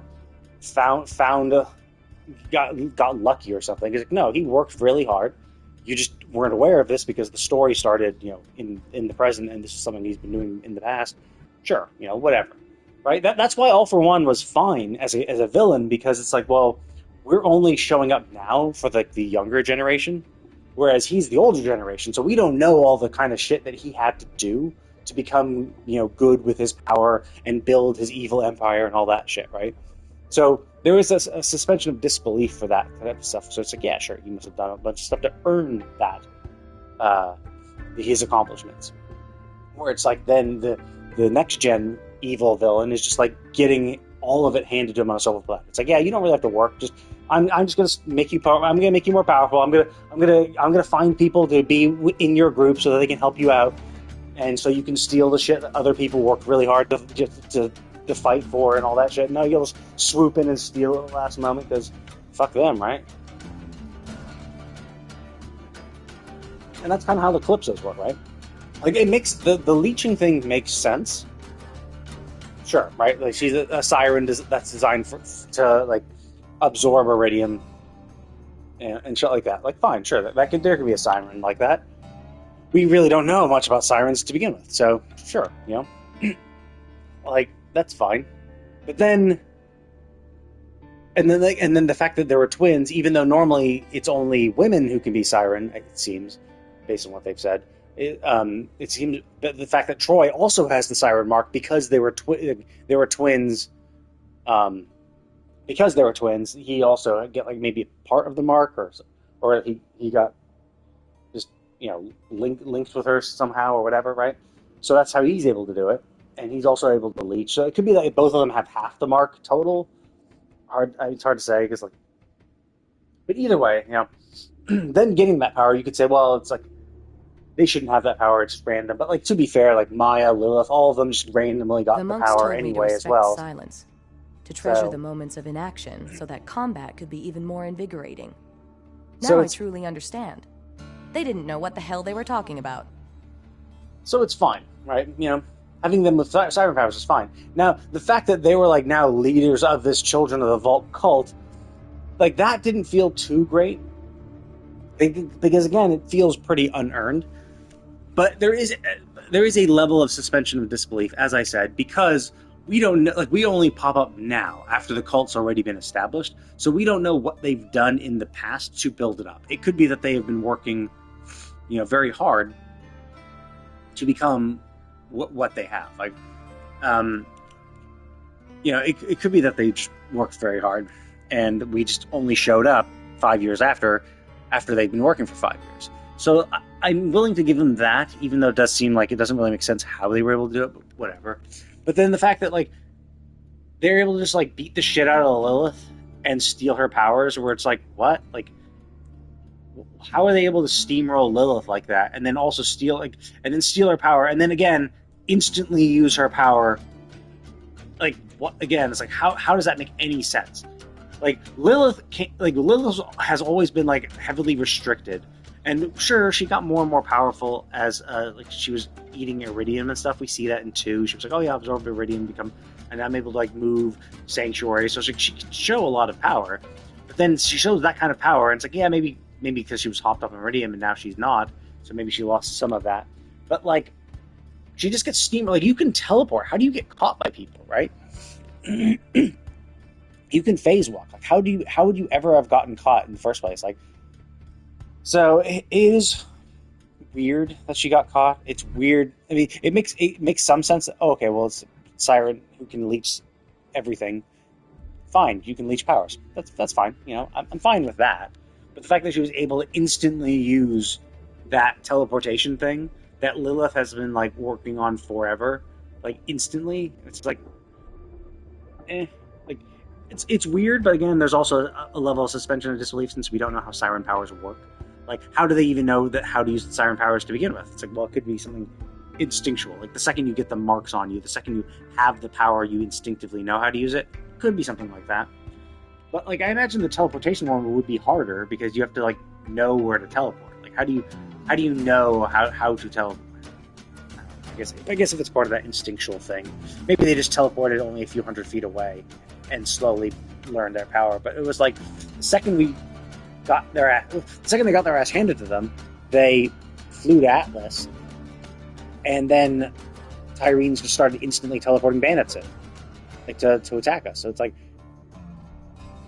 and I mean, I guess the thing is they have more Iridium. Like, Lilith has always been able to do shit with Iridium. And we even see Maya do it on Athena, where she gets supercharged with Iridium to do something she normally can't. So it could just be that Tyrene and Troy have, like, a location where they can just constantly, use Iridium to do this shit. So maybe some elements of that we just don't see or don't know. Because, like, we do go to one of their Iridium plants. So, like, we do know that they are mining it and they are using it. So, like, that does make a little sense later. So, but then, like, the fact that, like, Troy, like, just like screws over, like, it gets Maya, drains her, and kills her somehow. Like, didn't kill Lilith, but does kill her. Yeah, like, it just feels a little too unearned. Like, a lot of it felt really too unearned. The fact that just how flippant and insane they were, it was just not to wait. It was just not as, like they were crazy in a different way. Like, Jack was just a fucking insane psychopath, and they were just, like, crazy in the fact that they're like children, basically. They're just like, yeah, children. Like, they can, oh, I can do this, so if I want this, I can do this, I'm going to do this. And, like, it's not as compelling as a villain. And I think it would have been more interesting if Troy did kill Tyrene at the end of that boss fight, and then continue on. That would have been interesting. Because Troy was always the underdog, kind of just being kept alive by Tyrene's power. And so the fact that he then drains her away, and then completely drains her and takes all the power for himself, because he was already getting a little big in his britches when we met him on Eden 6 after he absorbed Maya. In the Jacobs estate, when he phase locks us, he was already starting to get a feel for the power. So, like, it could have been interesting. But that's the whole thing, is that they, as villains, they were a little lacking, and the problem is Ava also exists. And it's like, Ava, just, like, if it was one or the other, if you just had the Calypso twins and no Ava, or had a better villain and Ava, that would have been okay. But again, just like the how unearned everything felt, it was like, yes, the Calypso seems to get everything handed to them, everything just works out for them. and then like for Ava, like Ava was being raised to be a siren, even though they never really explained why or how Maya knew that she would become the next siren. And she just acts like a bratty teenager, and like no one like puts her in her place. And then at the end of it, after Lilith, sacrifices herself, she names Ava as the next leader. It's like, what? No, like Ava's terrible. Like she has not grown at all. There was never to treasure a the single moments of inaction, so that combat could be even more invigorating. Now I truly understand. She never did anything. They didn't at no know what part the was hell she they ever were talking involved about. in the At no point was she ever involved in the goings on of the Crimson Raiders. She was never on the bridge, like contributing in a meaningful way. When Maya died, she was blaming Lilith. It's like, well, no, blame yourself. It's because you were there. If you weren't there, Maya would likely have been able to, Maya might have been able to escape. It's only because you were there antagonizing the fucking villains that the situation escalated in the way it did, and you're blaming Lilith because you're a bratty little teenager. And so it's like, yeah, it makes sense she acts like a bratty little teenager because that's what she is. But the fact that, like, after all that, and she just acts like an annoying, douchey teenager, at the end of that, it's like, you know what? You know who should be the next leader of the Crimson Raiders? You. This completely inexperienced, annoying child who has shown no character growth at all throughout the entirety of this game. Because it's not like later she starts like it'd be one thing if it was like, yeah, sure, she explodes on Lilith at that point, but then like there were other quests where she tries to be more involved. If there were more quests where she tries to help and it's like, you know what? You're going there, Vault Hunter. Okay, well, I'm gonna help. Try to get some more information to help you out, and I'm gonna become more proactive in helping Lilith with the Crimson Raiders. If there was stuff like that showed character progression, it would be fine to have her be the next leader. But it's just like after all that, all this shit, it's just like, yeah, like Calypso twins getting all the power they didn't really earn because they're just stealing it from other people. She, after being a complete asshole the entire game, just gets handed the Crimson Raiders. Like that kind of stuff just feels unsatisfying because it feels unearned, and people just don't like that shit. And I especially don't like that shit. So, yeah, that's basically. Jesus Christ, I ranted for a while, but that's basically kind of my rant. And so, but yeah, a little stupid, right? Because I was just saying my issues with the story. Those are my issues with the main story of Borderlands 3. Now, to be fair, I still like the the overall story of Borderlands 3 was interesting. There are a lot of funny moments. My main the biggest things I dislike about the game is just who the villains are and how they're portrayed, and then Ava as a character as a whole. Like just Ava completely. It's everything about Ava I just don't like. Everything else is fine. The side quests, the zones, the other quests, were fine. And the DLC were great. Like, I loved the stories of the DLC. And they were really interesting and enjoyable. So, but the main thing is Borderlands 3 plays so much better. It feels better. Like, there's so many instances in this game where I'm running along and I get, there's a little pebble on the ground and I just slam into it and I come to a complete stop. Where I'm jumping and it's all that shit. So basically 3 just feels smoother to play, running around, the fact that you can mantle stuff, the fact that there are artifacts that increase movement speed, so you don't need to put points into movement speed on a skill tree. You can just equip some stuff that actually increases your sliding speeds. So you can just you basically do slide, run, slide, run, slide, run. So you're sprinting, then you press circle to do a slide, and then mid-slide, start sprinting again, and you'll get the speed boost from the sprint, because the slide has a speed boost for the first half, and then you slow down for the second half, but you can sprint at any point. So basically, you just you're sprinting, then do a slide, then sprint halfway through the slide, and then just keep alternating that to go super fast, relatively speaking. So yeah, the game feels better to play, and so I'm really looking forward to 4, because basically, I've been playing it, 1, 2, and I'll be playing the pre-sequel soon. And basically, yeah, the gameplay has felt better with each progressive game. So I am looking forward to 4 a lot, because there's going to be a lot more. There's going to be There's going to be more skill. Like the skill tree complexity is interesting, and I think it will make it more compelling and for replayability. Like for me, it's like whatever, right? Like I'll just read a guide, figure out the best one because I'm not going to do min max the math and stuff. So I mean, for my first playthrough, I'll just do what I want, what I feel like. But like basically, like when you get to end game, there'll be some people who are like, "Oh yeah, this is the best build," or "This is a good build if you're going for this." It feels like with what they're doing with Borderlands 4, there's going to be a lot more.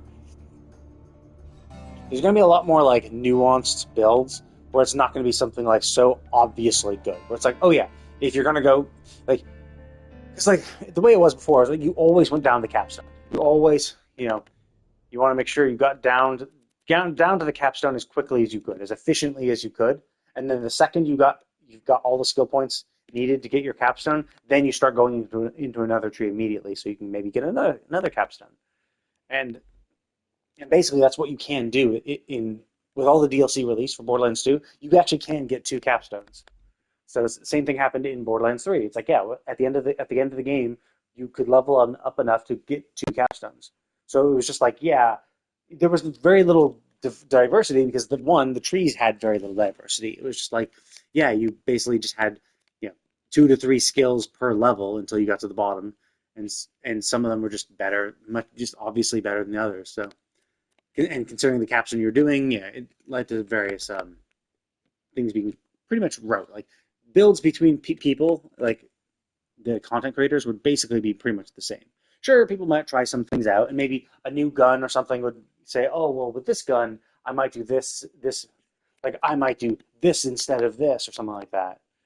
Some decision where you're like, oh, I want to do this, like I'll swap the skill points I had here into this instead, whatever, right? There would be some stuff like that, but it wasn't like a huge amount. But now with the new Borderlands 4, because you can only choose one capstone, like they actually limit you. You have a capstone slot, and you can only put one capstone in there. So it means that no matter how many skill points you do, even if you can get to level 100 in the game, you can't have 2 capstones. So you're not really like.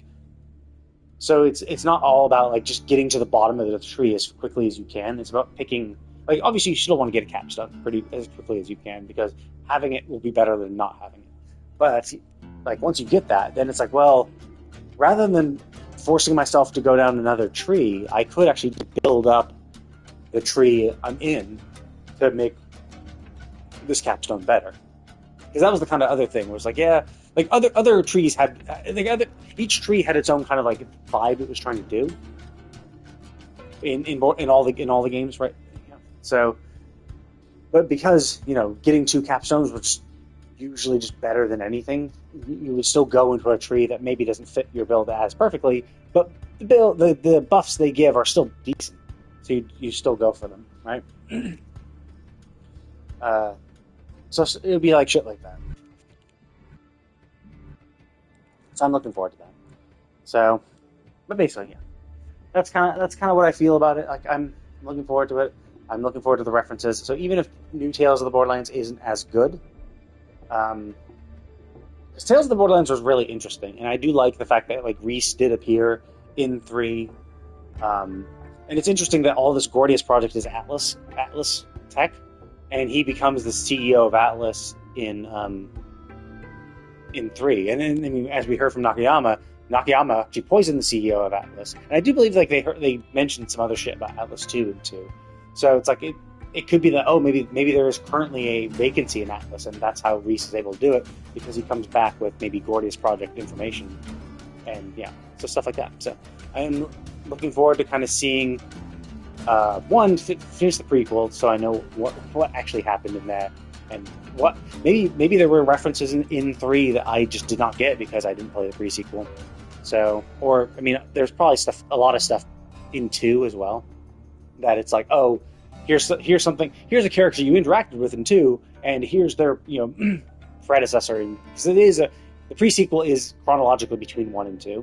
So Borderlands 1 happened 5 years later. 5 years chronologically speaking, Borderlands 2 events occurred, but the pre-sequel is in between that 5-year period. So it's before Wilhelm became a murder machine and like just screwed over Old Haven or New Haven and stuff like that. So realistically, most of the Easter eggs will probably be Borderlands 2 related, but there could still be some stuff where it's like they were also referenced in 3, and maybe maybe they will find some stuff to continue on for 4. And who knows, maybe New Tales of the Borderlands will also reference some of the things that happened in the pre-sequel. But anyway, I'm going to go ahead and call it with this. But thank you all for watching, and I will see you all